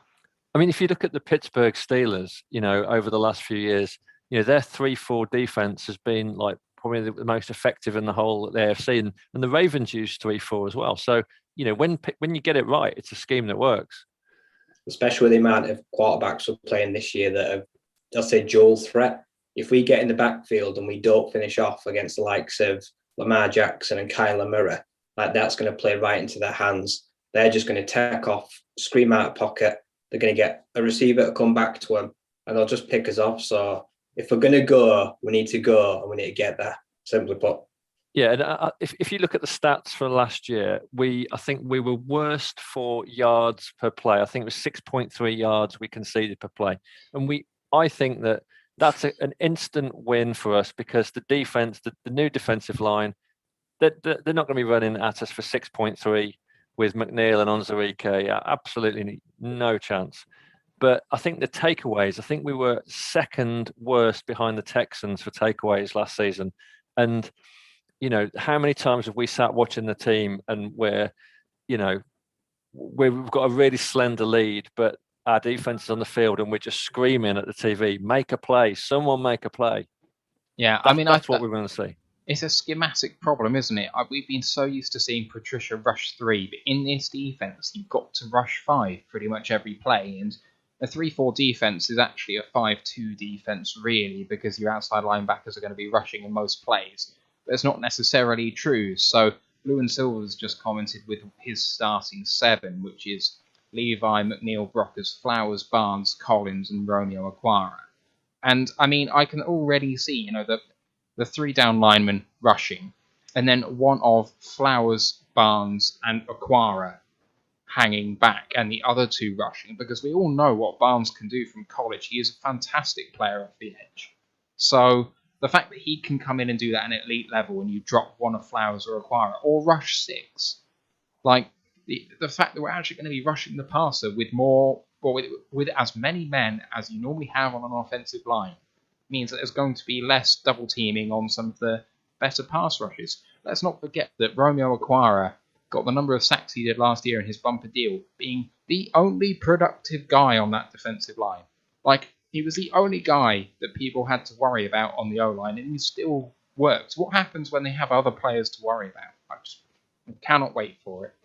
Right, let's move on to our last guy, because we're going to talk about the GM as well on The Athletic briefly. I know we've been going for a while, but I'll skip through that as quickly as I can. Right, Mark Delone, inside linebackers coach. He said about Barnes, he's a high-effort, relentless motor guy. He's only got 1 year off-the-ball experience, but he came into his own as the season progressed.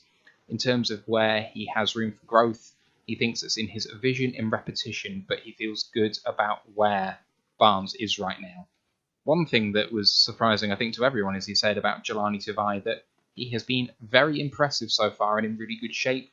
He was excited to work with him. He's done well on the field so far. He's got a good understanding of the game. He's going to be an important piece for this team. On Dan Campbell, he said that he's been outstanding, high energy, very organised. He's done a great job of bringing everyone together, and the last few months have been really fun as a coaching staff. And on Jalen Reeves-Maybin, he said he's exciting. He's going to have a chance to help us on defense on all 3 downs. He has that skill set. I found Mark to be an interesting character in front of the mic. It's clearly something that he's not comfortable with. And when he didn't think a question was applicable to him, he said, I think I'll leave that for someone else, which I respect. But I think it was the only time where I saw that from one of the coaches didn't try and attempt to answer a question, even if it was slightly unrelated to him. But that he was forthcoming in his own way. It clearly wasn't a natural thing for him, but the way he talks about Barnes and Tavai was striking to me. The fact that he thought Barnes, with only one year's experience, was, pretty damn good and just needs a bit of repetition at the position to become a really good player was interesting. And Tavai, I mean, please, God, let that pick turn out to be something good. I mean, if you have heard me and Ant on the podcast before, you know that we are Tavai believers, that we think that that he has a skill set which can succeed. It's just Matt, can you just say that again without laughing? Thanks. Yeah. No, it's just, he's on a hiding to nothing where he was put in a position where it was impossible for him to succeed with a defence that was crumbling around him. You're telling a guy with not the best athleticism but good instincts that he's going to have to cover the field because the rest of his defence can't. Well, good luck with that, Jelani. But, actually put a team around him that's going to help him with the fact that he's not the most athletic. Allow him to be the Mike in certain situations, and he's slimmed down in camp, and he's looking hedge. I mean, he really is looking in good shape. So that part is true at the very least. What do you guys think on Jelani and Derek Barnes and Mark Delone? The jury's out on Tavai. I want him to prove me wrong. Like, that's it. I'm not going to give him like some grand expectation. Just prove me wrong that he deserves to be on this team, because he showed some flashes. But like I say, also when he got caught out, it did look bad. It looked like he was running through cement with snakes wrapped around his ankles, like it was Indiana Jones. Like, he looked lost at times in the middle. So I just wanted to show that he can use his instincts along with his size. So if he shed a few pounds, that'll certainly help. That shows a big. It felt like he needed to change his body style to suit his style of player. Barnes, I was obviously really high on at the time. Like, I've seen a lot of footage. Like, he's going to be like I say, I've liked him and comped him to Matt Milano. I'm hoping he's going to be an absolute rocket. When he gets a hole, he's going to hit it. He's going to get to the quarterback. He's going to meet the running back. Don't expect much from him in coverage, like I say, because he's going to be a bit undersized. Like I say, he may get picked on a little bit, especially against like a tight end. But for covering the ground and in the pursuit, when we're going to play a lot of these running backs that want to get outside the pocket, I think he's going to really help in containing edge. And I think I think the inside linebackers are a huge question mark, but I think he's got a lot of interesting pieces to play with. Jalen Reeves-Maybin has now earned a spot. I think he's earned a right with supreme special teams player. He really does need to see some stats on his defense, and we could be pleasantly surprised by what we see. Yeah, I was listening to the I was playing catch up on some of the post-draft podcasts the other day, and on the Detroit Lions podcast with Chris, and I think they had Dan Shonker on, and he was really, really bigging up Derek Barnes. They were like really basically saying that the Lions have got a steal there, like someone should have picked him up a lot sooner. And he's a guy who can absolutely make a big impact in season one. So I mean that sounds to me like really exciting, and that linebacker core is desperate of talent. Tavai, prove us wrong, please prove us wrong. I don't think anyone is, wants the guy to fail, but come on, prove us wrong. Yeah, right. Let's move on swiftly to the interview that Brad Holmes had on the Athletic Football Podcast. And if you have a computer or a phone, and if you don't, how are you listening to this? Good job. Please go ahead and listen to that, because I know we've said before about the fact that this front office team are more accessible, more transparent in what they've done already. But an hour one-to-one interview, just terrific. Such a good listen. It's an hour of your time, which is going to be really, really well spent learning about how, you can prepare for an interview for 10 minutes, and it's a struggle because 10 minutes is a long time.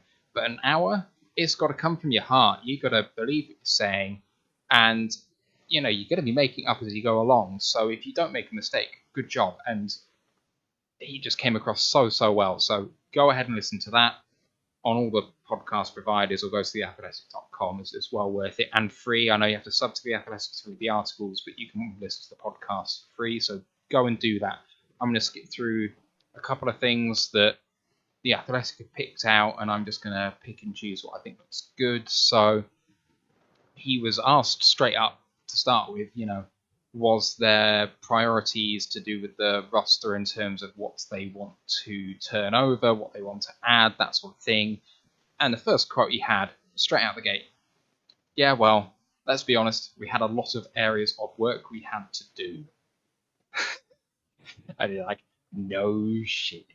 Like, that's just damning right there, You've got teams that don't want to throw the previous regime under the bus, but that really says it, doesn't it? Says that Dan and he went through, identified what he thought the strengths were on the roster, depths, upside, places they need to upgrade, that sort of thing, kind of everything that you'd expect. He was asked about, outside of the offensive line, which they identified as a strength. Did he think every other position group was almost a blank slate? And he basically said yes. That there were some pieces on various positions that they kind of liked, but in general, those position groups kind of did have a bit of a blank slate, that they were going to find out what they had in the guys that were there, really. So, fair cop. In terms of Goff, basically asked, why did you go and get him? Which is a fairly blunt question, why didn't you just get picks and get a bridge quarterback? And he said that basically he was delighted to get Jared, with the, wins on the resume that he's had, the way he conducts himself, that he's delighted that Jared is here, which is, really great to hear, and referred to the winning the playoff game on the road in the most recent game he played, completing 70% of his passes with a broken hand, which, does sound pretty impressive, especially considering what sort of mental and physical toughness that takes. So let's take a quick break there, boys. What stands out to you from that portion of the interview so far? It's insightful. It says a lot about Goff, about, what they think of the quality of the roster, given the blank slate comment. What stands out for you, Steve? I think it's the fact that he's clearly got some really sound, logical principles, and he's not just making like gut calls on players. He's got like a set of principles of how he goes about constructing the roster, how he goes about evaluating players. And, he's not looking at personalities. He's just looking at characteristics, capabilities. And, I think his take on Goff is absolutely accurate. And I get so frustrated with people that are so dismissive about Goff. And this is a guy who's got a team to a Super Bowl. Like, yeah, I know he didn't win the Super Bowl, but to get through the playoffs, as we've seen, there's many a fantastic team have failed to navigate their way through the playoffs.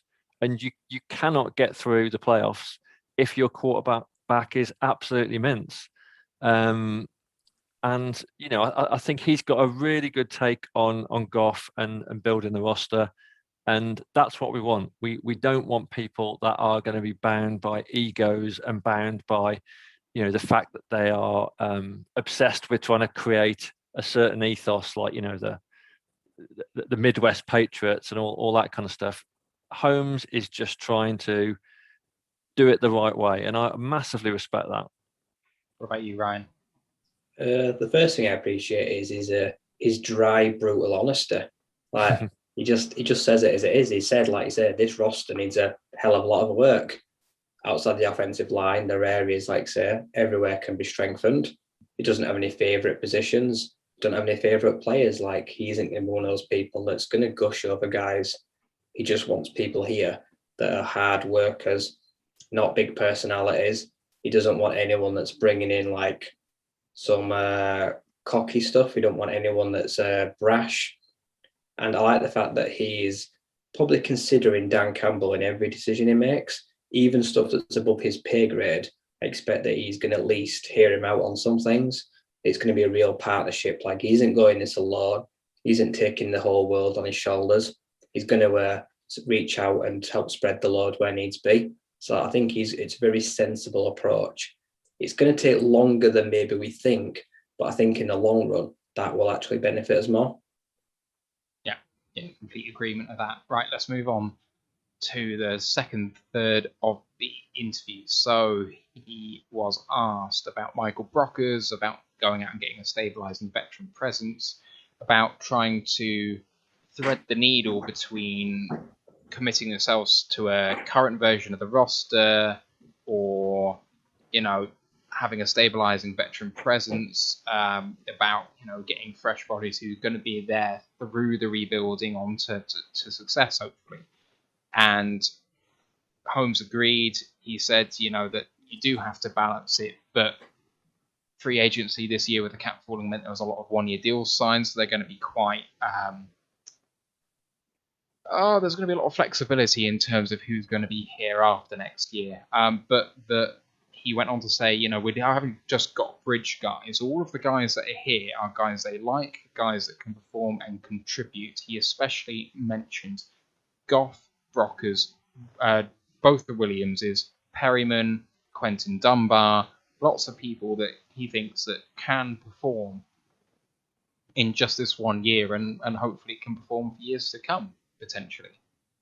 Even though they're shorter deals, it's a perfect marriage, because even if they don't, as long as they perform here, they're going to go on and do great things somewhere, even if it's not here, which is obviously going to benefit us when it comes to comp picks. So, that's a good thing.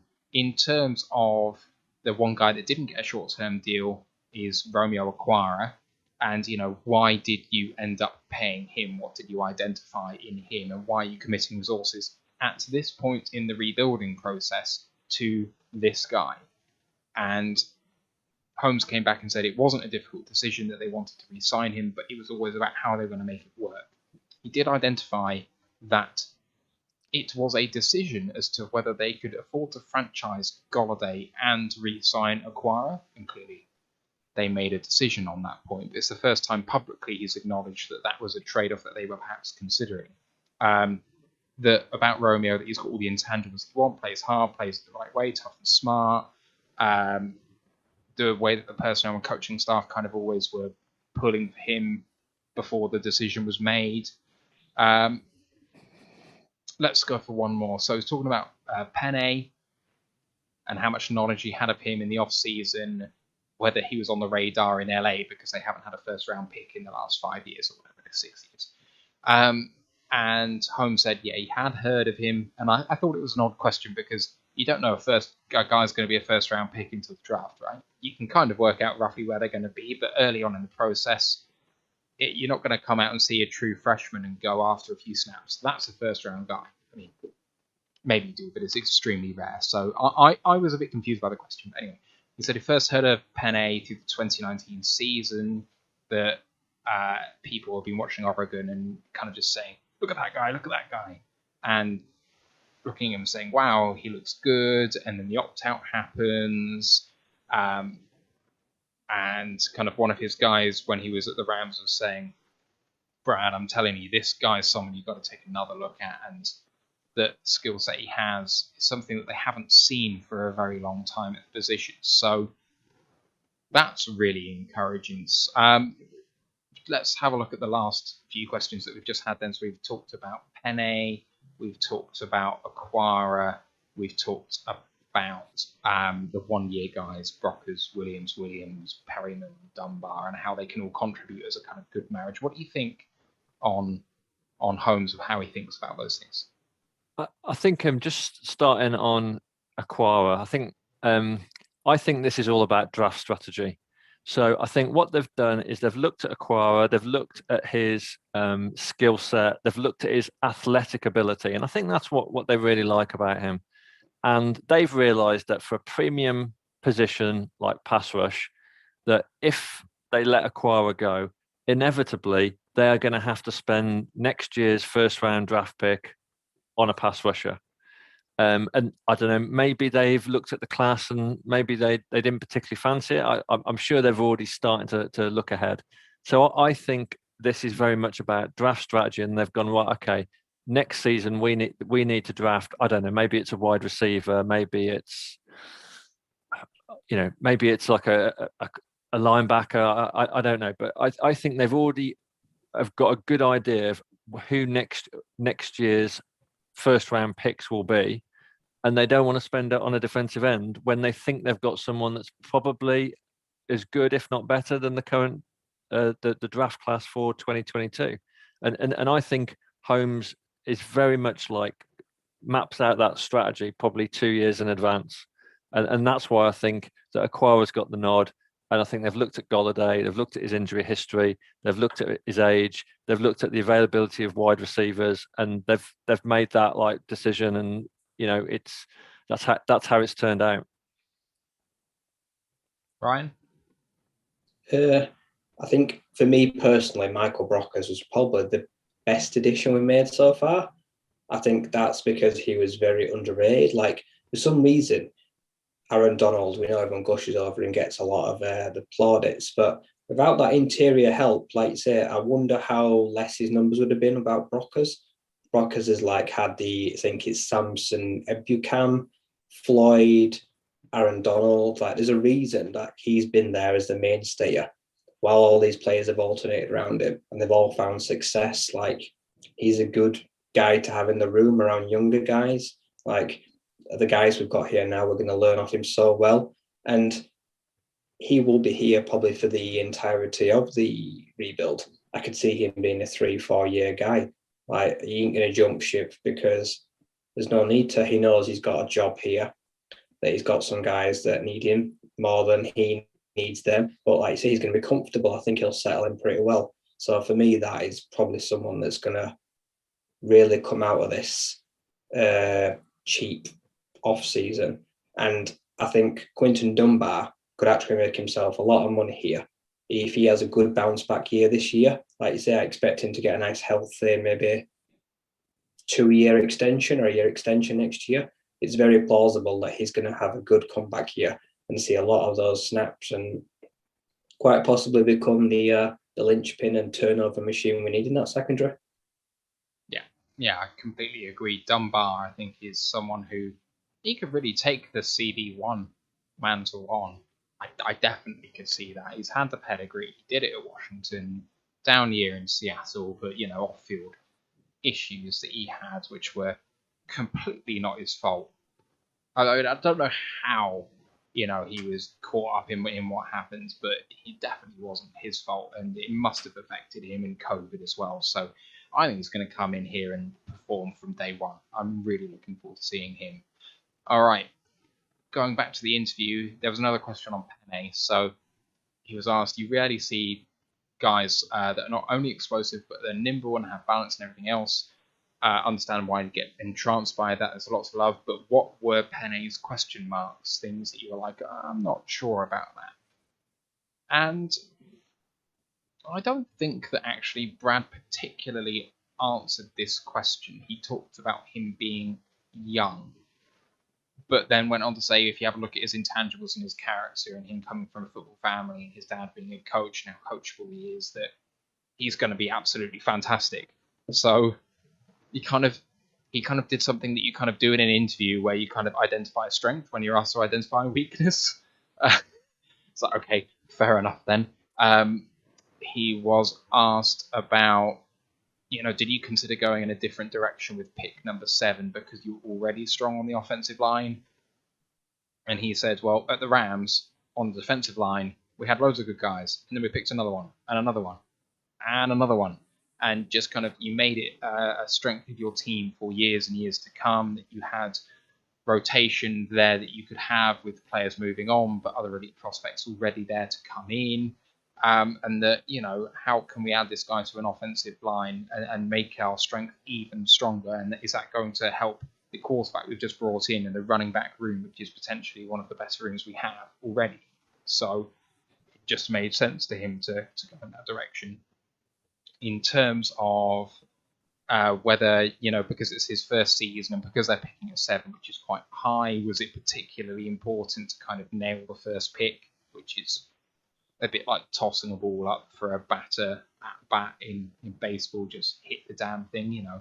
Yeah, it's important we hit on our first draft pick. Thanks. There wasn't too much more to it than that. In terms of calling Atlanta to try and move up to 4, he confirmed that they did have dialogue on that, but didn't talk any more about that. But that was particularly interesting that they confirmed that that was the case. He was asked about whether it actually made sense to move up in the draft, considering you want to have as many draft picks as you can in a rebuild, to have as many swings as the bat as you can. And this is probably the answer that I like the most, the final answer that Holmes had in this review, which was, he said you could say that it doesn't make sense to move up in the draft, but it takes you back to actually looking at the relative strength of each draft. So he said, you know, you could say the 2011 draft wasn't so strong, but the 2013 was. The 2015 draft isn't so strong, but 2014 was. You know, you need to have a look at what you're giving up and the draft class that you think you're going to have in various places before you decide whether moving up can be quite good. And I think he's saying, in part, I was considering moving up in the 2021 draft because I'm not sure the 2022 draft is going to be as strong, so we didn't mind giving up capital then if it was for the right price. Which is something that I absolutely love to hear. He's not someone who is just going to go, oh, it's a rebuild, we need picks. It's not that simple. There's a lot of nuance to it in that he is taking into consideration everything that a man in his position should. That he has something upstairs and he's using it. Fantastic. Great. We didn't see that from anyone in the past 10 years at the GM position, potentially. So fantastic. What do you guys think on the Penne downside question, the need to hit at 7, whether he should have considered moving up or moving back particularly? What do you think? I think it's pretty obvious what Penny Sewell's weaknesses are, and that's purely a lack of experience and also playing in the Pac-12, because I'm a Pac-12 fan and it's pretty crap. So you could say his level of competition hasn't been always the best. So but then you're a big fan of League Two, right? So yeah, it's probably out of the Power 5 schools, the Pac-12 is the League Two. Like that's how it's thought of. So yeah, you could argue, like say, a level of competition, playing 1.5 seasons. Those are his main worries. Like say, everyone knows it, so he doesn't need to reiterate it. So the fact he tried to spin a weakness somehow into a positive, it's fine by me. Like I say, I'm glad that he acknowledges that he considered trading up, because I've had a look at the 2022 draft class. I wouldn't want to trade up next year. So if he was going to do it this year, that's fine by me. I can understand that. He was looking way down the line potentially. Like he's always got like one eye just looking in the distance, which I can understand because this is. But I also get you do kind of need to hit on 7. If you don't hit on your first round draft pick when you're a GM, the people like they get on your back even more. You're starting like say a big disadvantage. So the fact that he managed to hopefully hit a home run, it does important to him. It means a lot to him managing to start off on a good foot. So he just continued to impress in all his interviews. Okay, so I've got a question for you, because I think that Holmes is the kind of guy that throws a lot of red herrings around in terms of draft strategy, because I think that the draft is his kind of like chance to absolutely like outsmart everyone else. It's where you get such a big differential if you get it right. So I just think he's gonna, even in an interview with The Athletic, I think he knows that interview will be under scrutiny. So my question is, if Chase or Pitts were still on the board, would he have still picked Saul? I'm not sure. I'm really not sure. And I know it's smoke and mirrors, but I don't know. Am I being crazy? No, you're not being crazy. I don't know whether you're right, but you're not being crazy. Oh, I don't know. You know how big I was on Pitts. I absolutely love the guy. I think he's going to be a multi-year All-Pro. I just not year one, but I think he will have a first-team All-Pro selection in his rookie contract for sure. What do you think, Roy? No, I agree. You wouldn't necessarily pick Saul, he wouldn't have turned around and played, let's make the strength far stronger card. He might have turned around and said, let's make one of our weaknesses stronger. He might well have taken wide receiver. So I think it's all, like I say, he can make all these statements now, but if things had been different, who knows how different it could have been, I suppose. I think that he'll have been tempted to trade back if the 3 were available. Trade back to 10 with Dallas or 9 with Denver or something like that. If one of those wanted to move up and even pretty cheaply, if he was offered a 3rd round pick or 4th round pick to move back a few spots and still take one of those 3, I think he would have been very, very happy. As it shook out, it was a choice between Sewell and Fields, and it seems like a no-brainer for them. So my take on it is, I think out of Sewell, Chase, and Pitts, I think they liked 2 of those 3 players. I think probably there was one of those players that they didn't want to take, and if it had ended up with that being the only one of the 3 left, they would have traded back. But I think maybe either Chase or Pitts they liked, and I think they'd got on their draft board any 2 from these 3, and that's why they celebrated, because they'd got one of the 2. But I think if maybe they weren't keen on Chase, and if he'd have been there at 7 and Sewell and Pitts had gone, then that's the point they would have traded back. But maybe. But they could have made the call to Atlanta and given them a fairly piss weak offer, just to kind of again throw a bit of smoke and mirrors out there. Yeah, well, wasn't the vaunted trade that they were meant to be propagating a trade for Chase? I think, I don't know whether that was accurate or not, but it was certainly mentioned at the time that they were trying to feign wanting Chase, to bait the Bengals into taking Chase at 5 to maximise the chance of Sewell falling to 7. Now, that's some sort of next level shit that you're talking about, Steve, in the first place. Whether it's true, I have a hard time believing it. But, you know, if you ask me on the balance of probabilities whether I believe that he was their number 1 choice, outside of the quarterback that went number 1 overall, I think that Sewell was the number 1 overall. I do. I think that if I've watched, you know, all 22 tape on him now for 4 or 5 games of his 2019 season, and I mean, I think he's better than Decker already at left tackle. So, you know, he's going to play right tackle, but potentially his skill set is going to be even better there. Now, there's a bit of rust to shake off because he's not going to play at his 2019 level game 1 because he spent so much time away from the game. But, I don't know. Edward Molenda in the chat on YouTube has just said he thinks the 3rd choice would have been Devonta Smith as opposed to... Okay. He doesn't mention who would have been the one to drop out of there, but I presume maybe Chase then or Pitts. I'm not sure. Yeah. All right. Any other business, boys? Because we've come to the end there. Any other questions we want to throw out before we finish?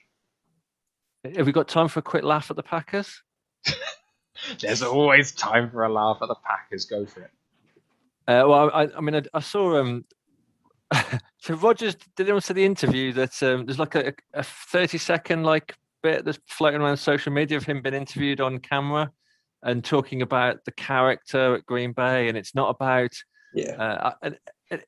and has Rogers just been like sort of kicking back and doing like magic mushrooms like all the off season? His hair's kind of got a bit scrawny, and he's got this kind of like and it's all very like new age, and I just. What the fuck is going on with Rogers? What is going on? We must have spent the first OTAs looking at new houses. Must have just been looking to see if he can list his property somewhere. Because, like you say, again, I don't know what's going on there. But how he loves Jordan Love, great kid. But it's just about, you know, the culture, man. He kept saying, like, I just think, is Rogers just trolling like the Packers front office? I don't know. Maybe he's trying to teach him a lesson. I still think he will start under center at Green Bay in week 1, but I think there's still a lot of drama to play out, and I'm just so glad that, like, I think we talked in the post draft. I'm so glad that Detroit did our business with Goff and Stafford in January, and just got it all clean slated, and that we're not in this situation now where you've got like, you know, Mike Florio and Chris Sims talking about Stafford for an hour on PFT every day and having to listen to it. God, that'd be awful. Yeah. That'd be really bad. I didn't see the Rodgers interview, so that's why I kept quiet over that. I saw that it was a thing, but I was kind of getting my last notes together before doing this, so I did miss out on that. I feel like Rodgers is a sort of petty individual that might turn up for game one, having reluctantly come back to camp and absolutely balled out so that he starts, and then just kind of purposefully plays badly until he's benched. Like, I could see it happening, just turning up and then just like chucking the ball straight to the cornerback for a pick six and being like, well, it's all chill, man. No worries. You know, I'm just enjoying myself, and you know, there's another mushroom. Just I don't know. It just, he just seems so disconnected from where he like should be, and I kind of wonder, like, what were his teammates thinking about him? Well, I mean, you saw the reaction from the wide receiver. God's sake, why has my mind gone blank? Devontae Adams. That's the one who basically indicated that if Rodgers is gone, he's gone too. I mean, he didn't say it in so many words, and you can only read into so much on Twitter, but I think if Rodgers goes, it's the end of the Packers as we know them for the next 5 years, 6 years. And I relish that thought. If Rodgers comes back, there's a little part of me inside that will die for another few years. Because if he comes back wanting to play 100% and wanting to win, is there anyone who can honestly say, considering what happened last year, that they don't think he'll elevate his game beyond his MVP season last year? Because he's just that sort of arsehole. At least on the field. He's obviously a really, really nice guy off the field, but God, I hate him. It's quite interesting that the Packers' first 4 games of next season, the Saints, then the Lions, then the 49ers, then the Steelers. I mean, that's 3 really tough teams and the Lions, but you can imagine that Campbell will have the Lions absolutely revved up for that one, because I think that'll be his first divisional game, will it? Yeah. So you can just imagine that the Lions will absolutely fly into the Packers for that. So that's a pretty tough schedule for the Packers, and you can just kind of see that if Rodgers is under center and things start to go wrong, it all unraveling very quickly. Yeah. God, I'm going to love it. Blue and Silver just commented saying, judging by the reaction in the draft room, he thinks they'd have drafted Saul come what may, which is fair cop. I mean, I've never seen that reaction before from a draft room ever. I don't think I've seen that reaction in person many times ever. I don't think my parents reacted that way when I got into university. Like, it's just absolutely incredible. I heard the clip of it that the DLP cut together, and I played it loudly on my laptop, not having my headphones in for the first time in forever. And it happened, and my girlfriend turned around and said, "Is that firework going off?" I was like, "No, it's just our general manager." High-fiving. Yeah, fantastic. All right, that's the end of our show. So thank you so much for watching on YouTube, Twitch, if you have done so far. Next episode is going to be Tuesday, 1st of June, so this time next week. We're going to be profiling our first 7 opponents. That's the first half of our opponents. 17 games, 3 of them twice, 14 opponents. So next week, first 7 opponents, we're going to have a look at how they've done with their draft classes of 2021. I've been teasing it for a few weeks. Live film breakdown of Penny Saul is coming maybe this weekend, maybe next weekend. Depends if I can actually get a blooming widget, which means I can circle things and annotate whatever. And, you know, I've got to sort out all the technical side of it because my knowledge is there, but I'm just not quite there on the technical side. So I'll let you guys know when that's all happening, and that'll be live on YouTube and Twitch. Come along and watch it with me. There's not going to be any editing of the videos involved. My philosophy is that you really see the character of the guy, not in the highlights, but in watching every single snap and seeing what he does in the unremarkable plays. Because if the effort is there, if the traits are there, you'll see that not in the highlights, because it's an echo chamber. You're looking for good stuff and you'll find it. So Watch along with me. What you're saying, Matt, is that your knowledge is actually impeccable, but you need to teach yourself how to use a digital felt pen. Yes, that's exactly what I'm saying. I don't know how to do it. Please help, Steve. Come help. Right.